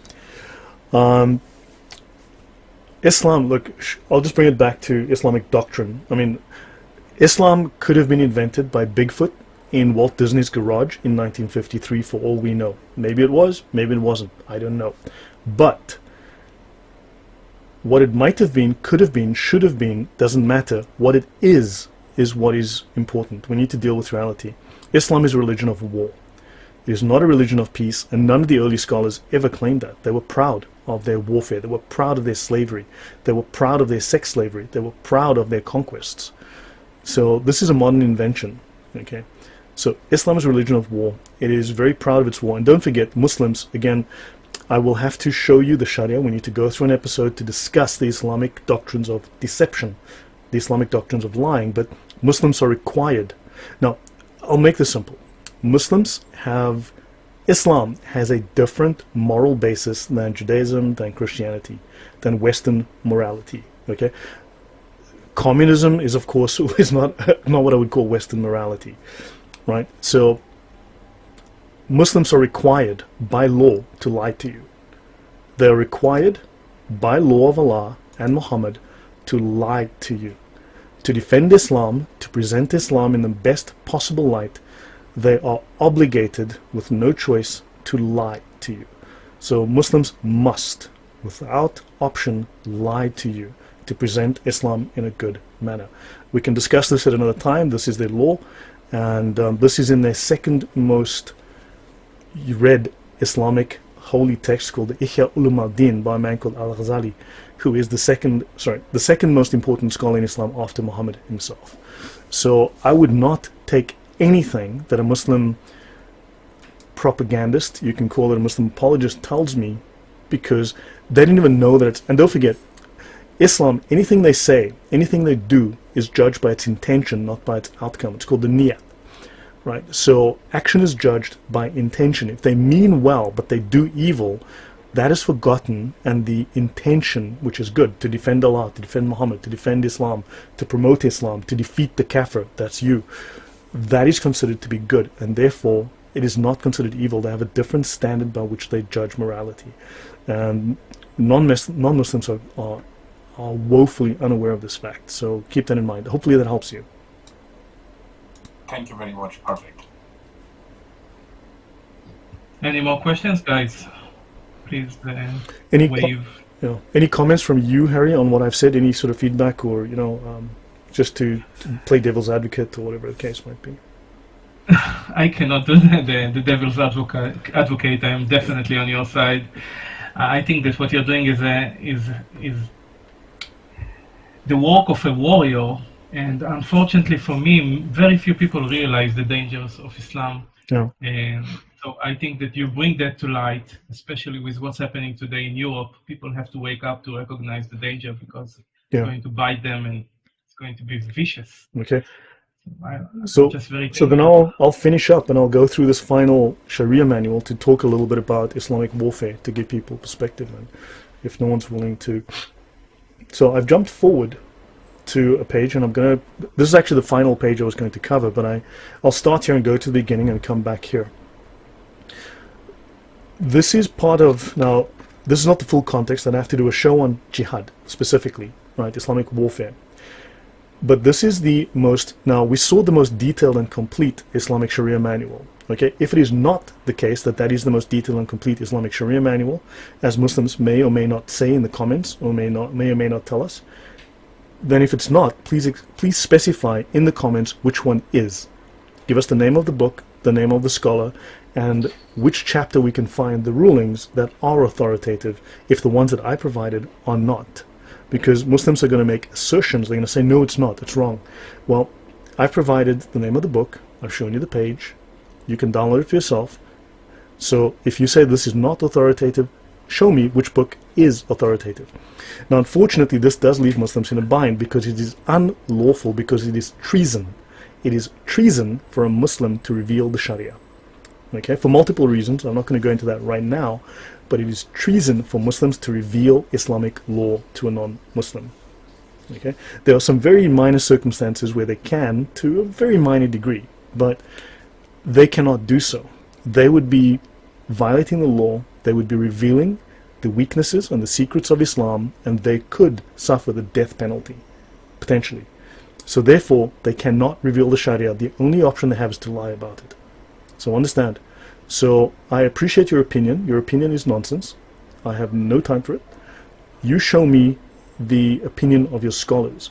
So if I show you, for instance, the opinion of the Pope, right, in Catholicism, and I say, here's what the Pope says, and then some Catholic says, well, I don't think so. You know what?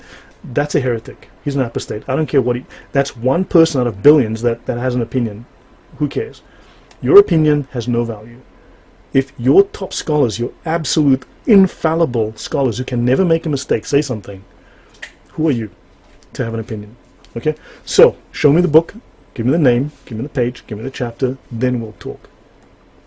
Whoever enters Islam before being captured may not be killed, nor his property confiscated, or his young children taken captive. So in other words, if you are captured before you become a Muslim, you can be killed, your property taken, and your young children taken as slaves. When a child or woman is taken captive, they become slaves by the fact of capture. Okay, I think that is very, very clear. And the woman's previous marriage is immediately annulled. These laws, the Sharia, can never be abrogated. The Sharia can never be abrogated. It is permanent for all time. Okay, so if your wife or child are taken captive, you are killed, more than likely. Your wife and child become slaves. She may become a sex slave. She may be sold. Your kids might become sex slaves. You never know. They could be used to work. They could be sold for money. They could be used as janissaries, as soldiers, right? And her marriage is immediately annulled so that the slave owner can have his way with her. So now I am going to jump to the beginning and let's have a quick look through this. And now understand that these Sharia manuals are written by scholars who often whitewash them, who will often, let's say, not translate them entirely accurately. Okay, so you need to get second and third opinions on these things to see the truth.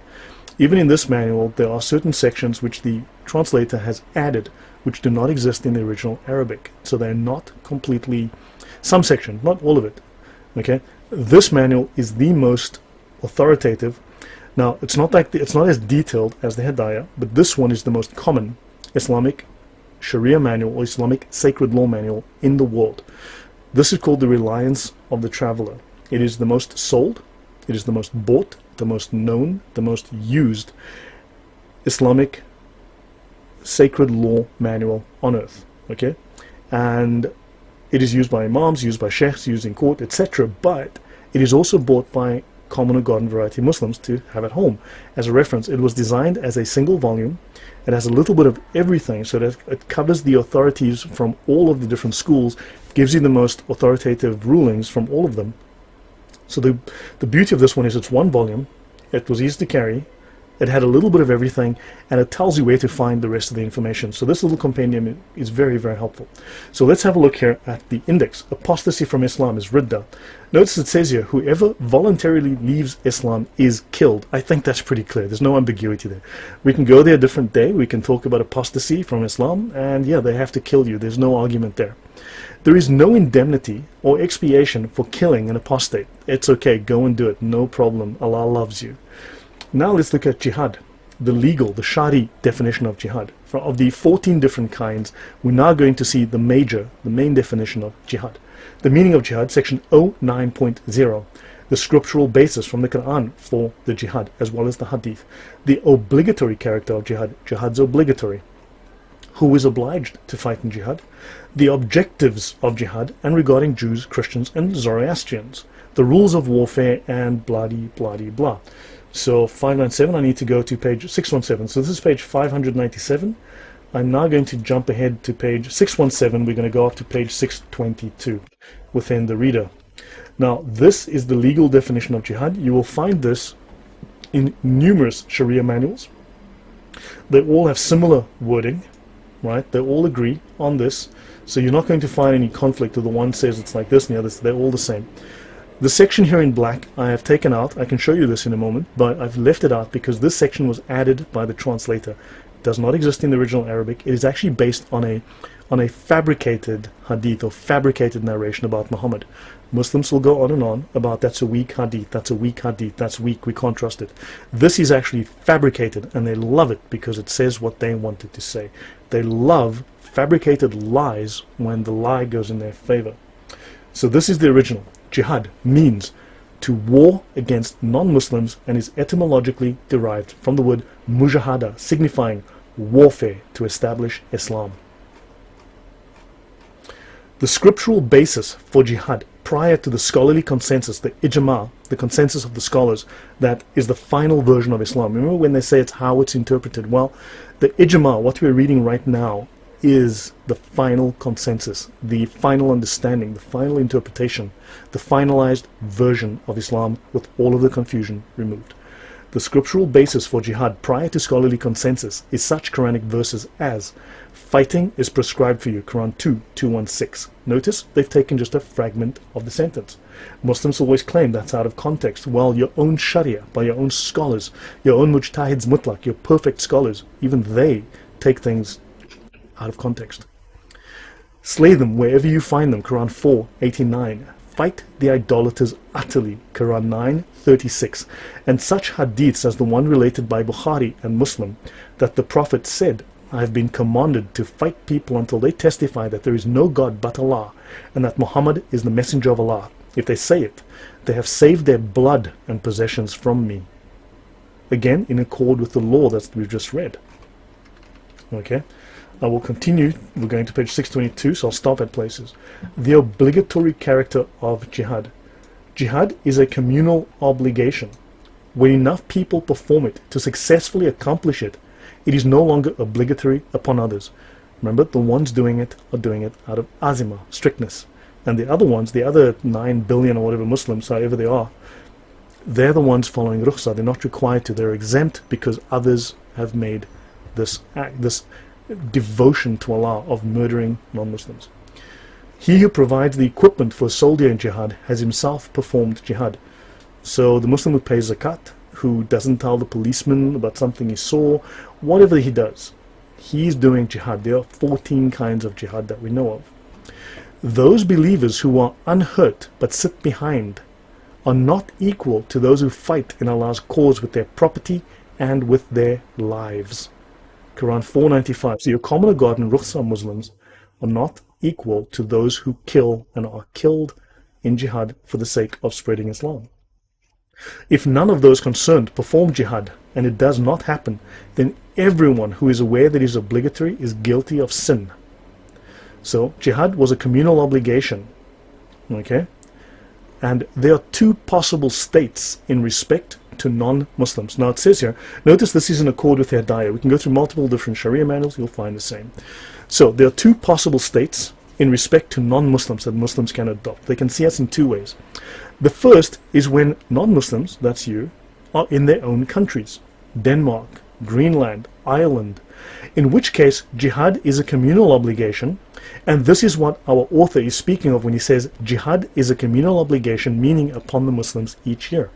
So if they're in Arabia and you're sitting at home enjoying your hot cocoa in Denmark, Muslims are required to come knocking on your door to steal your wife and daughter and kill you and take your cows and your land and your country, because it is obligatory upon them to do this.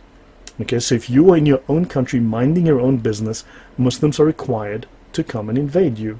So there is no religion of peace, there is no defense. That is a lie. Please show me, if you're a Muslim, show me the Sharia, show me the fiqh. I want to see. Scholar, book, chapter, verse, you show me. I am not interested in the Quran. You can't even show me how to do the prayers from the Quran. It's incomplete. You can't show me a proper listing of the 5 pillars of Islam. You can't even show me the 5 prayers properly laid out. How to do the prayers. It's not in the Quran. Okay, it's in the Sharia. So, okay, so yeah, let me just finish this. So I'm on 618, so I'll just continue. Okay, so there's only the second cause is when others invade Muslims, but that's second. Primarily, they must invade you first. Okay, do to others before they do unto you. That's very Islamic. Jihad is personally obligatory for everyone able to perform it, male or female. Okay, that's everyone. That means sudden jihad syndrome is a real thing. Okay? Right, even Muslim women are obliged to fight. Now, who is obliged to fight in jihad? Those called upon to perform jihad when it is a communal obligation are every able-bodied man who has reached puberty and is sane. Now you'll notice that since 2015, when there were these jihad attacks that happened all over Europe, there was this massive outbreak of lone wolf attacks. You know, there were large packs of lone wolves roaming around Europe killing people. And two, there was a large outbreak of mental illness in the Islamic community. Oh, he's not well. He's not well. In Canada, he's not well. In New Zealand, he's not so happy up here. Okay? In England, in France, in Belgium, he's not so happy. No, they're required to be sane. The claim of insanity is a lie. Muslims who go on jihad are required to do it rationally. Why? Because of niyat, intention. I mentioned intention earlier. Allah judges the intention, not the action. So if you do this without a clear intention to worship Allah, to glorify Allah through stabbing a girl to death in the street, or to drive over babies with your truck, if you don't do this with a clear intention as worship to Allah, Allah doesn't accept your worship. Okay? So you have to be sane and you have to be clear about what you are doing. So don't believe the lies. It really is a joke. Okay? And they will lie to you whole day, every day, for free. It says here, it is offensive to conduct a military expedition against hostile Muslims without the caliph's permission. Fantastic. So then a caliph was ordering these Muslims to go and kill in jihad on the streets of Paris, on the streets of London. Although it does say, if there is no caliph, no permission is required. So maybe they don't need a caliph. You must have a caliph. You don't need one. You must have it. Just go kill them. Don't worry about the caliph. There you go. Every single law, read my lips here, please. And my name is not George Bush, though. Every single law in Islam has an out, has its opposite, has its reverse. There is not a single ruling in Islam that cannot be broken, that does not have its opposite when necessary. This is a fundamental function of Islamic law. Okay? It's one of the 6 pillars of the Sharia, but that, again, is a story for another day. So Muslims may not seek help from non-Muslim allies unless the Muslims are considerably outnumbered and the allies are of goodwill towards the Muslims. And now the objectives of jihad. Let's have a look. I'm going to zoom in here. The caliph makes war, or the non-caliph, as necessary, the single Muslim, makes war upon Jews, Christians and Zoroastrians, provided he has first invited them to enter Islam in faith and practice. And if they will not, then invited them to enter the social order, subjugation under Islam, by paying the jizya. It's not a poll tax, it is punishment, it is retribution. And understand, of course, if he doesn't invite them, that's also okay too, as we saw in the other Sharia manual. The war will continue until you become Muslim, or else you pay the non-Muslim poll tax in accordance with the word of Allah, the Most High. Fight those who do not believe in Allah. The war, the Islamic war, will continue forever. It will never stop. Okay, and I'm coming towards the end. Until they pay the poll tax out of hand and are humbled. We saw that in the definition of deen, that's Quran 9:29, they're speaking about you being humiliated and subjugated under the authority and control of Islam. And they say that, of course, there is no compulsion in religion, which is known as a lie. That is, so they will always quote you Quran 2:256, which is there's no compulsion in religion, which is a complete lie that is abrogated. It is abrogated by Quran 3:85, which says no religion other than Islam will be accepted of you. Go look up Quran 3:85 as the opposite, as the cancellation, the inverse, the opposite, the rejection of Quran 2:256. Nothing but Islam will be accepted from them. For taking the poll tax is only effective until the descent of Jesus. Because you may not be aware, but Jesus is a Muslim. Jesus will come back at the end times. He will destroy the churches. He will break the cross. So he will destroy the churches, destroy Christianity. He will kill the Christians for not worshipping Muhammad. Did I say worshipping Muhammad? Well, we need to get into that story because Muslims do worship Muhammad. He is considered the real Jesus, the genuine Jesus. Okay, the real Jesus figure, right? In fact, he is the Shiloh. If you look at the prophecies in Genesis, right, he is the Shiloh. He inherits the scepter of power from God, and he has power and authority over all mankind at the end times. Okay, and Jesus is a servant of Muhammad, who will come and do his bidding, and that's a long story on its own. That's an interesting story on its own. So, Jesus will rule by the law of Muhammad. So Jesus is a Muslim. Bet you didn't know that. And now we'll come to the end. Okay? So the Caliph fights all other peoples until they become Muslim. Even the idol worshippers either become Muslim or agree to pay the poll tax, or they are killed. And yeah, we're about to, and the rules of warfare, it is permissible to kill old men, meaning someone more than 40 years of age, and monks. Now notice the previous Sharia manual we saw said don't kill the old men. There actually was a passage in there, and don't kill the monks. Now it says, hey, go ahead and stab them in the eye. Don't worry about it. Behead them, stab them, burn them, whatever, it's okay. I know the other book said don't do it, but you know, I mean, Islam, right? And yeah, here's where we're going to end. Whoever enters Islam before being captured may not be killed. So if, in other words, if you think, oh my gosh, I better convert now because I don't want to die, then you may not be killed, nor your property confiscated, or your children taken captive, except we can go to other rules that say if you convert before being captured, you can still be killed. So yeah, we'll get to that another day. So there's just, Islam makes no sense whatsoever unless you're drunk and insane. So when a child or woman is taken captive, they become slaves by the fact of capture, and the woman's previous marriage is immediately annulled. When an adult male is taken captive, the caliph considers the interests of Islam and the Muslims. He decides between the prisoner's death. Notice it just said here, don't kill them, but now the prisoner's death. Release without paying anything, or ransoming him in exchange for money, or for a Muslim, which is called extortion, or for a Muslim captive held by the enemy. If the prisoner becomes a Muslim, the caliph chooses any of the four alternatives. Then he may not be killed. Okay, I may have spoken too soon there, and any one of the other three alternatives is chosen. Okay, I have to take that back. That's the rule. Although, understand that this can be broken. There is not a single ruling in Islam which cannot be broken. Okay, when they need to break any rule, they can break any and every rule. Don't believe everything you read, because I certainly don't. I was doing 80, I got pulled over on the highway, and the cop said, didn't you see the sign said 40? And I said, no, I don't believe everything I read. Neither should you. Okay, so let's give an old joke a home week. Sorry, I was giving away some old jokes that I don't need anymore. Okay, it is permissible in jihad to cut down the enemy's trees and destroy their dwellings. They'll always say, no, we can't burn your trees. Yes, they can. And I'm going to stop here, okay? Truces. Truces are only if they're too weak to fight, or if the truce gives them a tactical advantage superior to actually going out and killing you.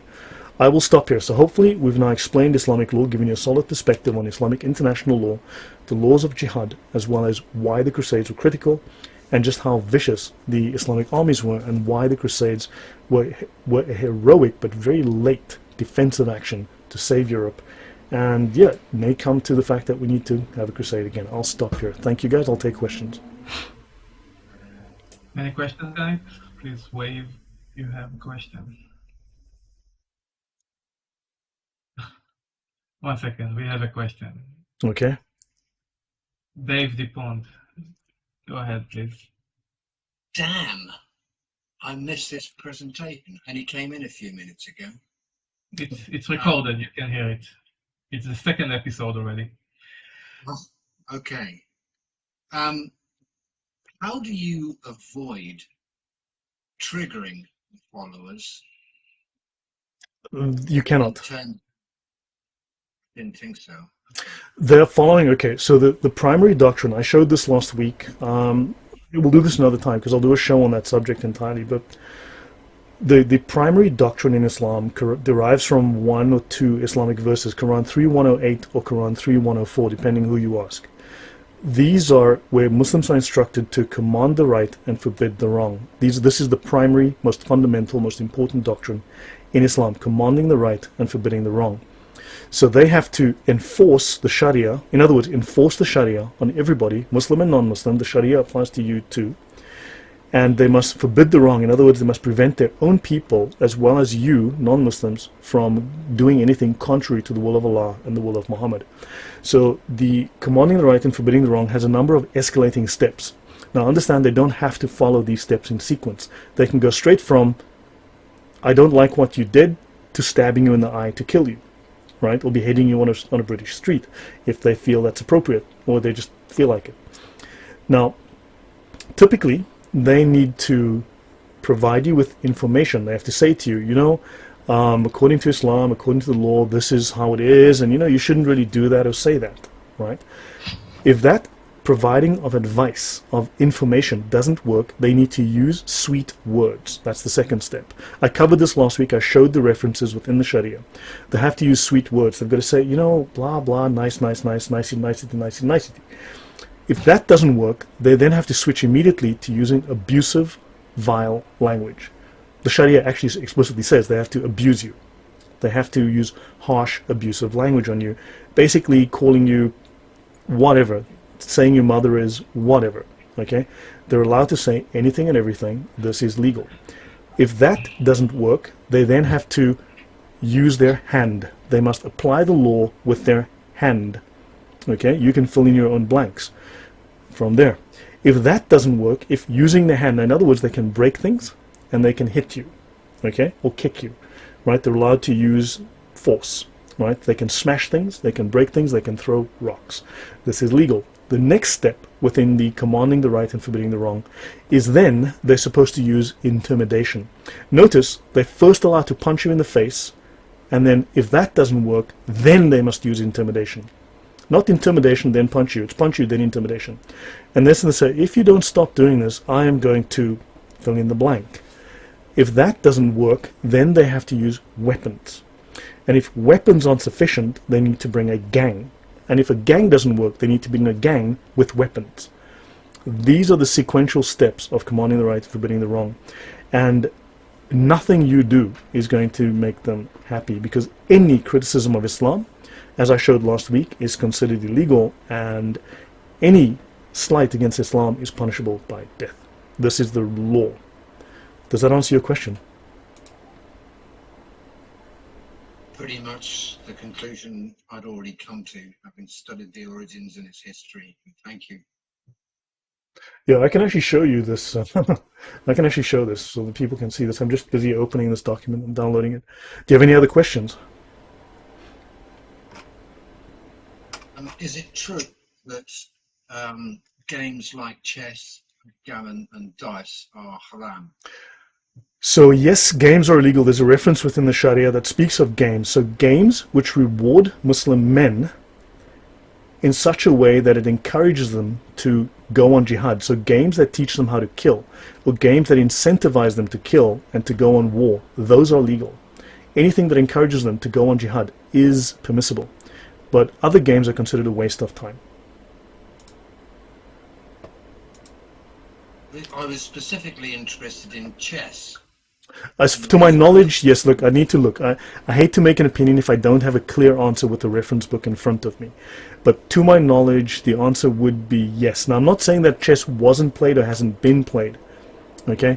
The Sharia is flexible. In other words, depending on the time or the day or the period or whatever, who's in charge or whatever the case might be, for diplomatic reasons. But generally speaking, such pursuits are considered a waste of time. So games...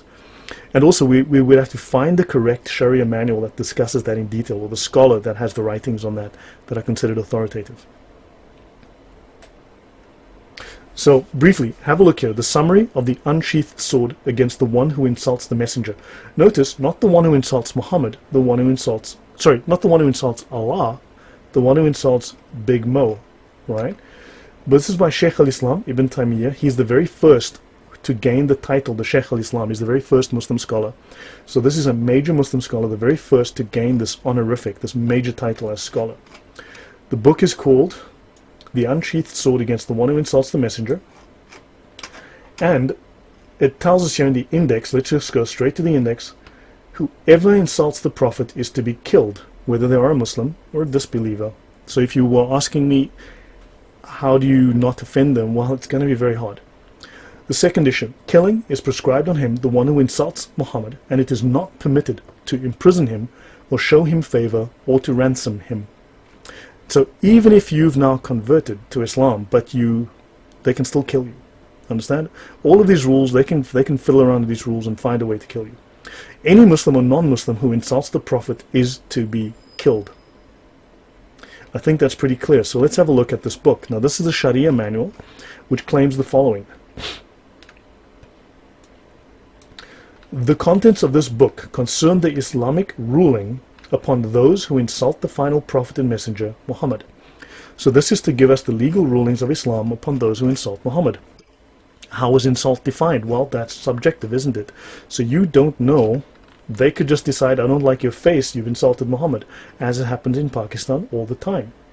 You drank from the cup of a Muslim, and you're a Christian, and you have defiled the cup because you are dirty. You're a filthy kafir, you're a filthy non-Muslim, your lips touch their cup, therefore you've insulted Islam, you must die. This has happened. This still happens in Pakistan today and other places. So it says here, if they do not become Muslim, they are to be killed by the sword. Okay, so let's have a look here. But let's have a look at this. So the objective of this work was to clarify the Islamic ruling on this subject, okay, on insulting. So the first issue, the one who insults the Prophet, whether Muslim or disbeliever, is to be killed. And let's have a look briefly. I'm just going to skip over some stuff here, but we'll just see here what it says. The Muslims have a consensus that whoever insults Allah or His Messenger or rejects anything from what has been revealed by Allah, such a person is a disbeliever. I do not know anyone who differed concerning the obligation of killing such a person. The scholars have consensus that whoever insults the Messenger, attributing a defect to him, such a person is a disbeliever. And what happens to disbelievers? So if you believe that Muhammad was not perfect, and Muslims are required to believe that Muhammad is perfect, well, you have just committed the crime of Sab al-Rasul. You have insulted the Messenger. The Muslim who insults is killed. There's no disagreement concerning this, okay, in the view of the four Imams. And the dhimmi is also killed, okay, and you are all dead from this. Does that clarify for you? Yep, very good. In fact, I'm just trying to download the PDF. Okay, fine. Any more questions?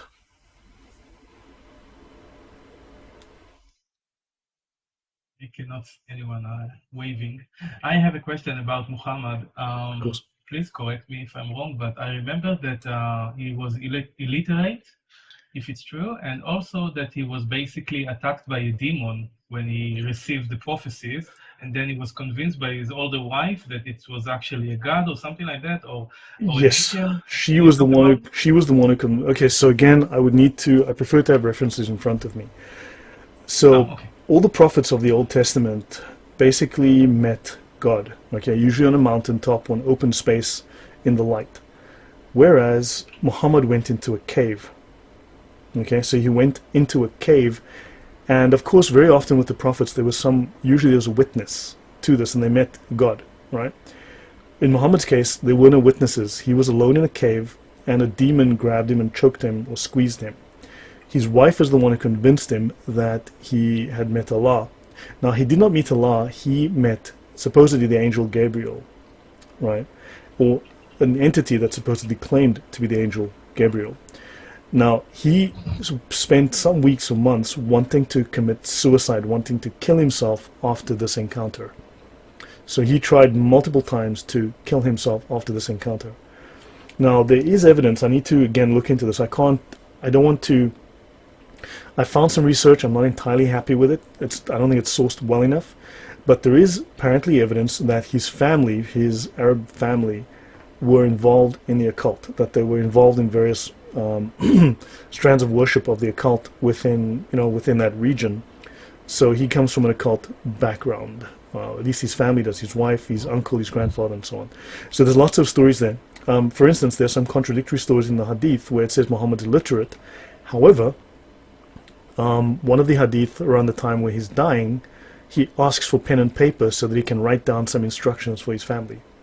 So there are stories, and he was a merchant, supposedly a very successful merchant. Now, how do you be a merchant and you can't record your sales? And there's questions around that. I think the question of there's a difference between illiterate and being able to write in terms of language. Right. In fact, English in the UK is taught. When I went to school, there's two things were taught separately. I think the illiteracy, maybe. Have you heard of the name Waraka? Yeah, I'll get to that. So technically, he was a man who had no letters, which could mean he didn't know how to write. Doesn't mean necessarily he didn't know how to read. So yes, you could interpret that, I believe, that way. Waraka is Waraka ibn Nawfal. He is the monk that is the cousin of his first wife, Khadija.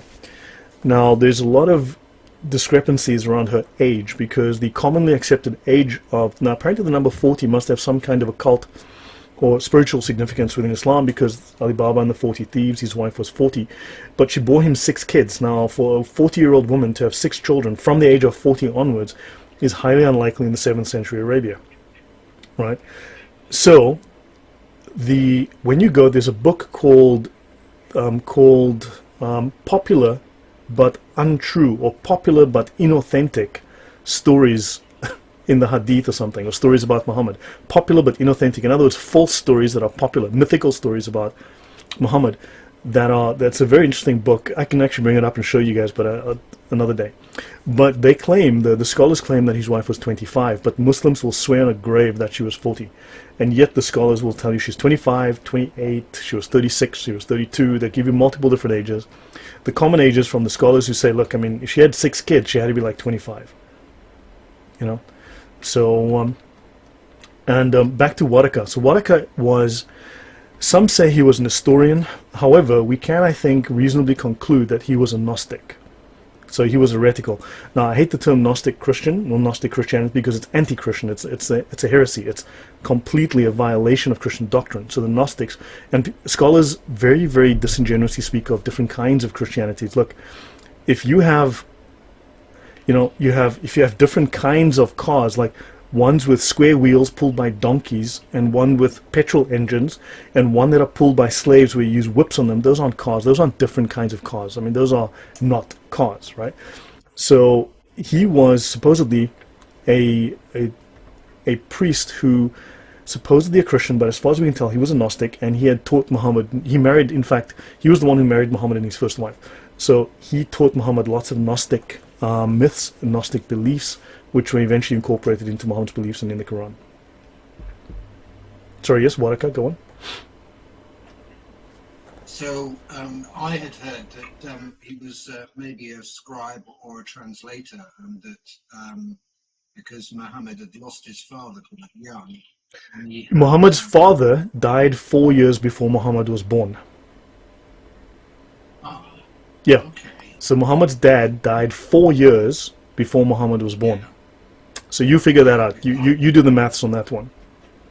No, there's this thing that the spoon can hang around for quite a long time, I know. But what I was going to say was that Muhammad used to suffer from, should we say, something like panic attack. Okay, so the story is, according to, so this story seemed, now one theory, shall we say, one theory is that he was an epileptic, he was an auditory epileptic.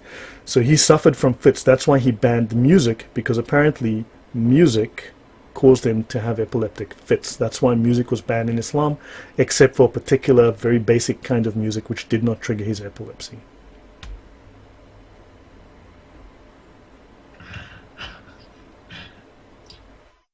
There's more to that story. I'm not going to tell you now, because then it's going to sound like I'm telling you about UFOs and Bigfoot. So let me not go there. We can do that another day. But yeah, there's another strand on that.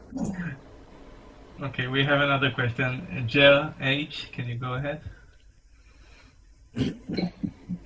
Hello, can you hear me? Yes. Yeah. Yes. Yeah, perfect. Just one more thing. Is it true that Muhammad married? There's some talks that he was some kind of a pedophile, some girl at age 8 or something like that. So he married his second-in-command's daughter, who was only 6 at the time. Okay, she fell ill from some disease, and he held off from having sex with her until her hair grew back after she got well, and he consummated with her when she was 9. Okay, so basically the day she turned 9 or the day after. Now, of course, this would be the moon calendar. So according to that, she would have been 8 years and 11 months old, or 8 years and 10 months old at the time that he had sex with her.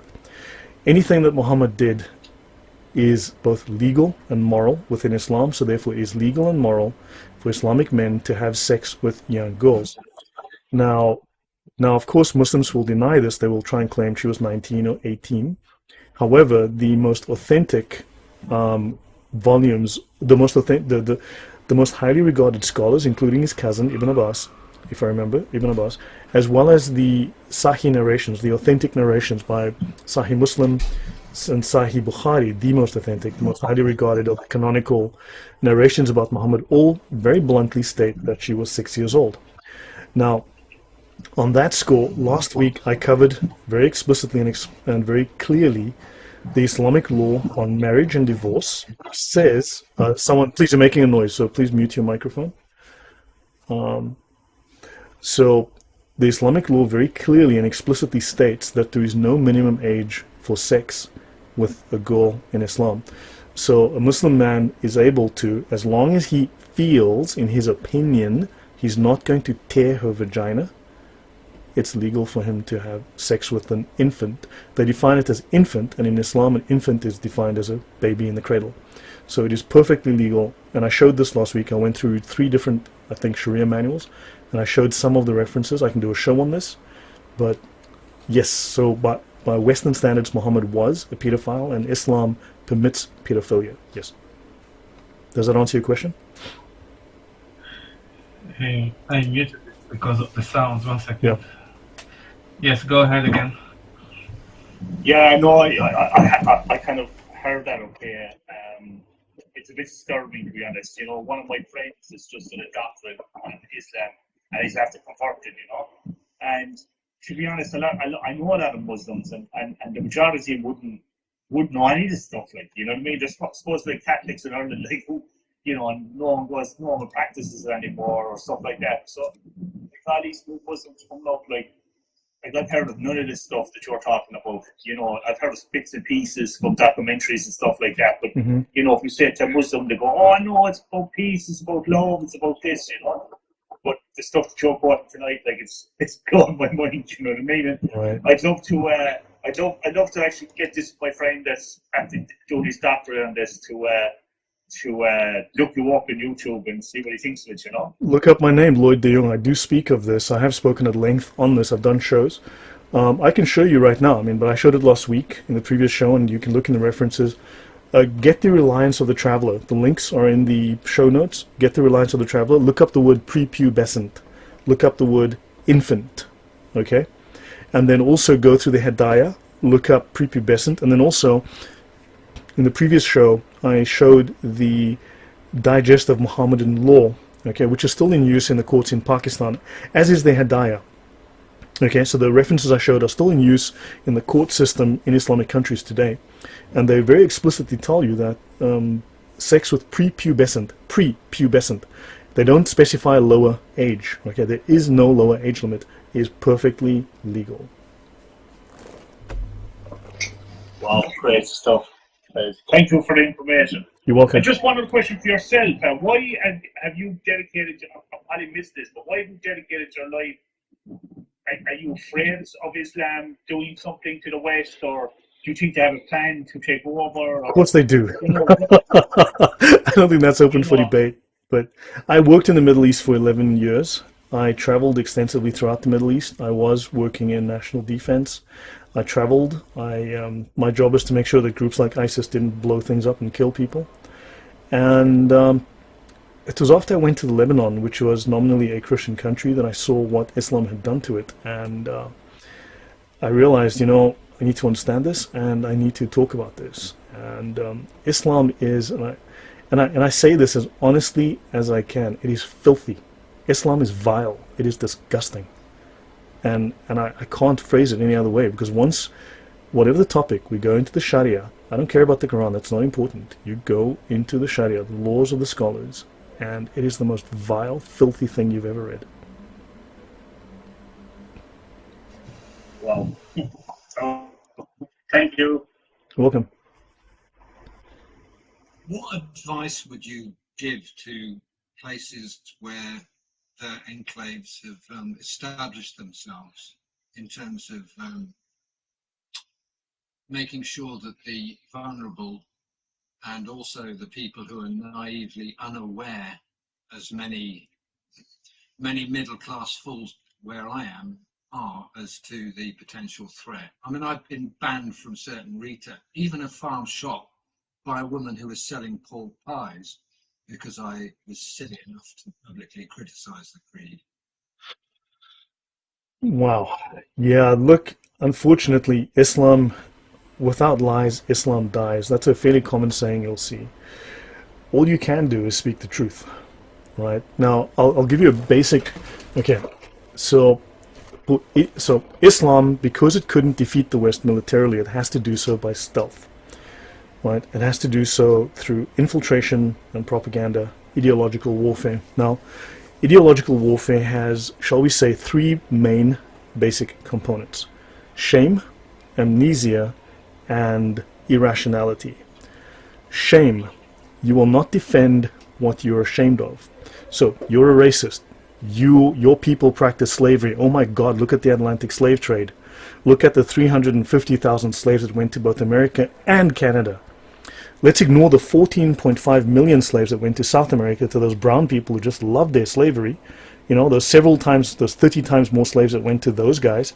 And let's ignore the 80 million slaves that went to Arabia, that the Muslims took to Arabia from Africa, of whom 90% of them died. And of course, there are no blacks in the Middle East today because they cut off the willies and the balls of all of these slaves and made sure that they killed the babies because the Muslim Arabs were vicious. Right? So let's ignore the 80 million dead slaves that went to Arabia. Let's focus on those 350,000 slaves that went to America and Canada. So shame. So if you are ashamed, you will back down. You will shut up. So shame is the first prong of attack. 2. Amnesia. What you've forgotten, you cannot draw inspiration from. So destroy your culture, destroy your statues, modify your history to forget things, to change things. So you cannot draw inspiration from your culture. You cannot say, but I love pork and I hate this Islamic nonsense, right? So in other words, so there's a combination of shame and amnesia. If you've forgotten the Crusades, if you've forgotten what happened, you cannot be aware of threats, because one of the prime function of this is that you become unable to recognize and respond to threats. You are unable to tell ally from enemy, and therefore your defense mechanism is not triggered and you do not respond when you need to. So that is amnesia. The third is irrationality, the destruction of reason, the destruction of logic. So they need to destroy logic. So I feel like a woman today. I'm a girl. I identify. In other words, I pretend to be. Okay? I pretend to fart the smell of roses. We all know it's not true. Okay? So Islam, unfortunately, I won't go into depth here, but I need to prepare a proper argument and discussion on that. But the destruction of reason. So in other words, when you bring up facts, okay, facts, logic, and reason, history must be destroyed. So when you bring up facts, they will attack you. Okay? So all of these three work together. Okay, now there are multiple different things. Now, in terms of defending against this, 1, these people will perpetually, non-stop, relentlessly push this nonsense. You have to, you are obligated, morally, you are obligated to fight against it. Okay? Because when you do, you need to identify there's a lie and you need to go after that lie. Because, so, there are lots of bad experiments in science. There are lots of very bad experiments in psychology. Psychology is a lot of crap most of the time. But one of the most interesting and most repeated and verifiable experiments is called the Asch conformity experiments. These go back to the early 1950s. So, short version, he takes a bunch of students, or actors, or whichever, and he takes another student, dumps him in the class, and he draws on the board, I don't know, a horse, a dog, and a carrot. And he points at the carrot and he says, horse. And all the students go, yeah, that's a lovely horse. And he points at the horse and he says, dog. And everyone's, oh, that dog is so beautiful. And the student, that's the control, he's dumped in there, and he goes, that's a carrot, that's not a horse, that's a dog, that's not a horse, but that's not a bunny, that's a carrot. And the other students look at him, and eventually, out of shame, out of embarrassment, out of the desire not to cause a scene, just he goes along because his life will be easier, and he says, yeah, that's a great looking horse, even though they're pointing at the carrot. Okay? This experiment has been repeated successfully, and this is how you gain compliance. Okay, so you create an ideology that denies the truth. Okay, even when it's given the truth, it will fight against the truth because it causes too much pain, right? However, what was discovered as a corollary to this is that when one person, be it one person in a group of 2, one person in a group of 5 or 10,000, if one person is willing to stand up and say, that's bullshit, that's a freaking carrot, don't you tell me, suddenly what happens is the ability to control the minds of the others, the ability to infect the minds and to bend their will. I'm trying to think of a word and I can't remember. But the ability to to brainwash them is reduced by 80%.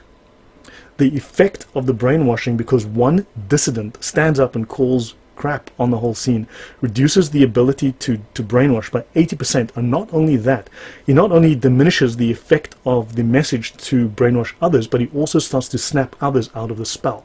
He breaks the spell on others. So other people go, he's right, I agree, that is a carrot, that's not a freaking rabbit.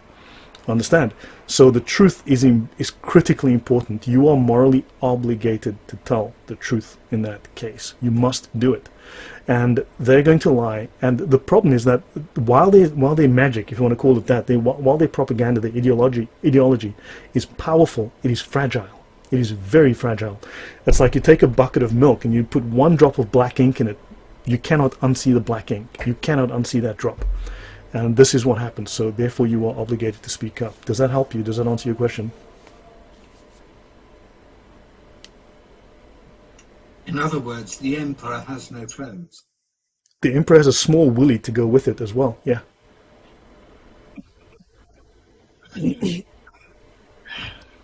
Yeah. Anyone has questions about willies?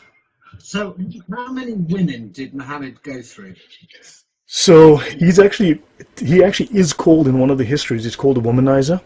So it's Muslim men are allowed to have 4 wives. So he's known to have at one time, he had 11 wives at the same time. But if you look at the number of women he divorced and remarried, he had, it seems like throughout his career as a prophet, in his 23 years as a prophet, he had 22 wives. The perfect man. Have you heard of the guy who invites Muslims onto his live shows called the Christian Prince or Shake Your Booty? Yeah, I know of them. Look, I've invited Muslims on to discuss the Sharia, to go through the manuals of the schools, and they all run away from me like their hair's on fire. But yeah, I know Christian Prince. Yeah, he's studied Islam at seminary. And I must admit, though, that I'm the only person on earth, as far as I know, that discusses the Islamic law, the Sharia. No one else does, to my knowledge. They all believe they do. They think they do. They're just reading the Quran and the Hadith. None of them actually go into the Sharia, because the Hadith are not authoritative, nor is the Tafsir. The Sharia is the Sharia. That's the final version of Islam. But yeah, sorry. On you, do you have a point around Christian Prince? Well, it was through coming across him and the fact that my youngest child was going to a school where there's close to 90% followers, I'll call them, from Pakistan too, that it caused me to start to study, and I'd lived amongst them as well in terms of the neighborhood, and it caused me to study their belief system, you know, that old thing with know thine enemy. Correct. And so I acquired a Quran, and I've been going through effectively analyzing it, because the translation is rubbish and it's distorted. Of course it is. So I was using the services of Christian Prince, who is an Arab and therefore fluent, in order to pick it apart. And you're right, when you encounter the imams or even go into the dawah groups, they do not want you there.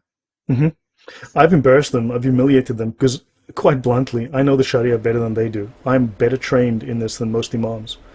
So I know the rules. They can't lie to me. They can try, but I can mop the floor with them, so I'll get banned in a minute. Yes, Harry? How many Sharia are there regarding Islam? Is that like one system? Or Islam is one religion. So, there are 4 major schools of jurisprudence, schools of Islamic law. There are multiple. Look, there's probably 50, I don't know, a billion schools of Islamic law. But only 4 have come through and are recognized as valid.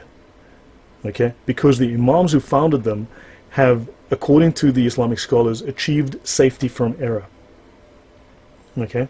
And these are called the mujtahids mutlaq, the absolute scholars, the perfect scholars, the scholars who have a perfect understanding, a perfect application, and are free from error.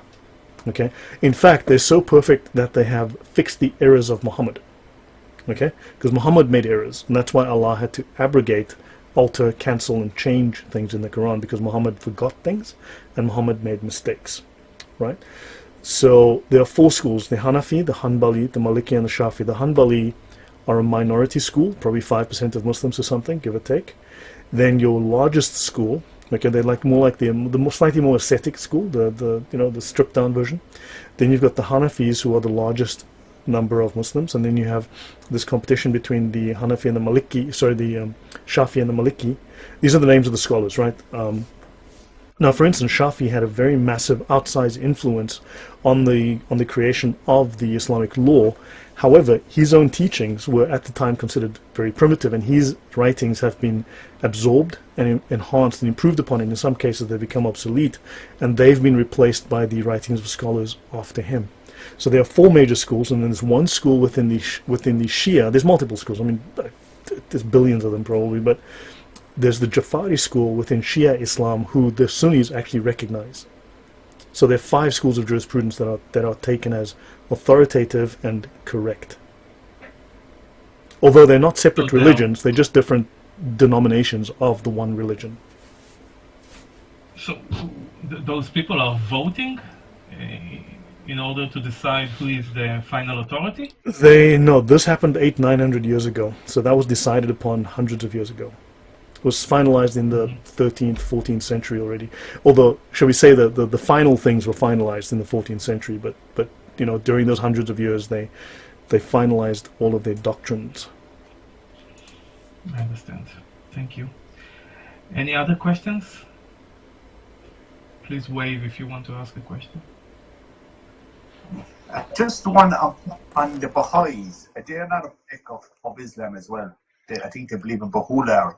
The Baha'is would be, according to Christian faith, they'd be heretics, because they're like a synthesis. They're like, I know very little about them, okay? I know very little about them. I don't think they're a threat. I don't think they're worthy of, but then again, you never know. They could be hiding in plain sight. But the Baha'is try to synthesize all these different faiths, and they try to preach, peace and love and all that. So fine and well, good for them. As long as they're not trying to rape my wife or stab me in the face, I'm good with that, Okay.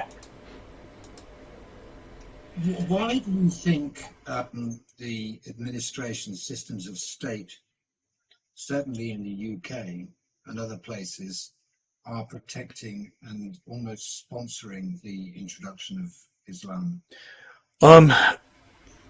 You've got so we'd have to head into conspiracy theory territory, but you have the long march through the institutions by the socialists. Remember, communism is the end stage of socialism, where you go back to the garden where the government withers away, the state withers away. This mythical state, we all go back to the garden and we pick berries and live with our clothing, or whatever the case might be, right? That's the end state of communism. Now, socialism is obviously the method to get there. And so you've got the communists who hate the West and who are anti-Christian, and you have the Muslims who are anti-Christian and hate the West, and they are working together. Also, the Muslims have a lot of money, and they have been spending money to influence politics around the world. They've inveigled their way. Now, people blame the Jews here constantly, but when you start to look at the evidence for what the Arabs and what the Muslims have done, that starts to stack up, because quite bluntly, who's got more money? Okay, the Israeli state or the Saudis who are floating on oil, right? Who has more billionaires in the country, Israel or Saudi Arabia? So when you start looking at the money, right, you start following the money trail, trust me, the Muslims are just so wealthy. And they've been using this to buy influence, to intimidate, and they've been founding, just like the Chinese have founded these Confucius Institutes in university, the Muslims have been doing the same, funding the top 13, especially they've targeted the top 100 North American universities, for instance, but the top 13 have received billions of dollars in funding, most of it undeclared, most of it even unknown. So they have been funding, shall we say, research and, friendly behaviors towards them, friendly attitudes, and they've been paying for things to go their way. So they have been infiltrating the banks, the governments. And also I would say that it's very likely there are many, many secret Muslims. If you look at Barack Obama, I would say he is a Muslim. He might claim otherwise, but Barack Hussein Obama, he is a Muslim. His name is Islamic, and his behaviors, the things you see him do. He's certainly very Islamic friendly in many ways. He went to Al-Azhar University as his first act as president to bow and scrape to the highest authority of Islam, and various other things. And I know for a fact, when I worked in security, that many black American celebrities have converted to Islam but won't say so openly. Then you've got like guys like Keith Ellison. You look at the Muslim Brotherhood; they are everywhere. So they've been infiltrating. Yeah, go on. The Shriners, maybe you can say something about them. I should do a show on that separately, so then I can. Okay, so the Freemasons. Now I'm going to throw a spanner in the works because I take exception to a lot of people that I think are easily gullible, and in many cases just outright stupid. And I had years of grief from a lot of these people, as you know, Harry, from my previous discussion. It got to the point where the authorities had to get involved, so this really annoys me when I think about it. So the Sufis are regarded as the outcasts of Islam, or an outcast group. The Sufis are the main authority within Islam. The Sufis are the pinnacle. The Sufis are the elite. The Sufis are the elite of Islam. The Sufis claim to have started the Freemasons because the Sufis claim to be the original Freemasons. The Sufis claim to be the original Freemasonic sect. They claim to have created the Scottish rite of Freemasonry by having infiltrated and corrupted the Templar Knights, and then they smuggled their Sufi Freemason ideas into Scotland through the Templars. They claim that they founded Freemasonry, okay, and then they corrupted the Templars, and then so they claim to be the original. Now, every Freemason who wants to elevate himself beyond what the Freemasons can give them will join the Shriners. So not every Freemason is a Shriner, but every Shriner is a Freemason. So when you want to excel above the Freemasons, you join the Shriners, and the Shriners are explicitly Islamic. In fact, the Shriners are explicitly Sufi. Okay, and also if you look at the Muslim Brotherhood, you look at Hassan al-Banna, right? He's a Sufi, and the Sufi founded the Muslim Brotherhood. The world's largest secret society is Muslim. Okay, they've got something like 100 million adherents. They've got maybe 2 million members. No one really knows. Okay, it's not, they're called secret for a reason, obviously. So they have a huge following, lots of money, and incredible influence, and they are the foundation of all of the modern Islamic terror groups. Right, they're the source of all these modern Islamic terror groups, and so they are Sufis. They are Freemasons. Hassan al-Banna means the builder in Arabic. Okay, and builder is the Arabization of Mason. So he was a Freemason. He's acknowledged to have been a Freemason since the age of 12.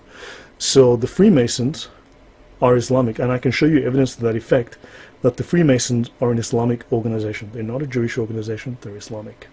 The Shriners are explicitly Muslim. Okay? And the Shriners are the Uber Freemasons. So I'll leave it at that. That's a discussion for another day. But people who don't know Islam have a lot to say, and they really should stop talking. Is it all related to money from Manichaeism? I forgot. Manichaeism. No, Manichaeism is a syncretist Gnostic faith, which was very influential, had a huge impact on Islam. In fact, it influenced Muhammad's beliefs because it was heavily propagated, and it survived in Arabia until the 4th century, late 4th century, or something like that.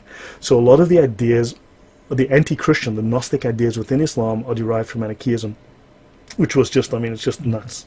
Okay, so a lot of the ideas that the Gnostic ideas, the explicit Gnostic ideas within Islam, because Islam does explicitly claim, and the Islamic scholars do explicitly claim, in fact, the Sufis claim to be and I have shown you this reference, the Sufis do claim to be the perfect Illuminati. Okay, the Sufis claim to be the perfect Illuminati, not the Jews, the Sufis. Okay, Muslims. Sufis are Muslims. Yeah, you showed me the reference for that. Yeah. Now, again, this is a discussion that I have to start bringing out the evidence. But, you see, people don't understand. Islam has two faces, the Sharia and the Haqiqah. The Sharia is the law. Do what you're told. Right? Everyone only knows the Sharia face of Islam, the law. Do what you're told.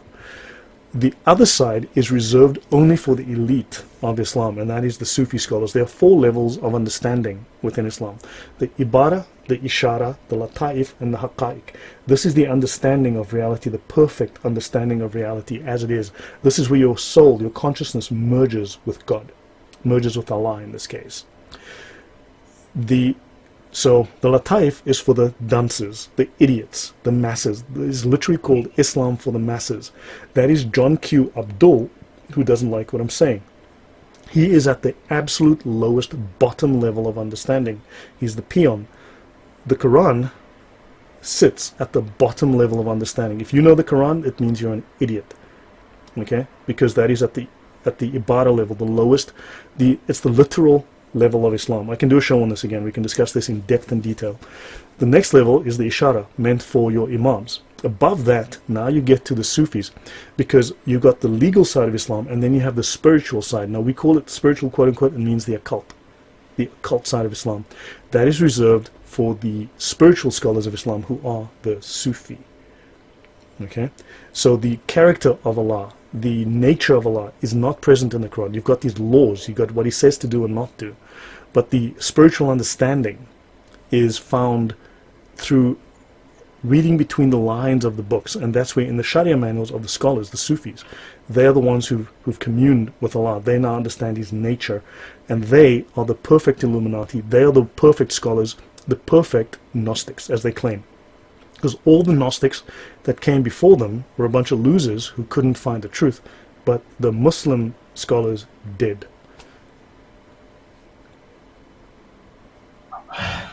Okay. Anyway, I think if it's okay with you, we will finish for tonight. Okay. Is that okay? Sure. I'm done. My throat's hurting anyway. So thank you so much from the bottom of my heart. God bless you for everything that you do. This is incredible, incredible work.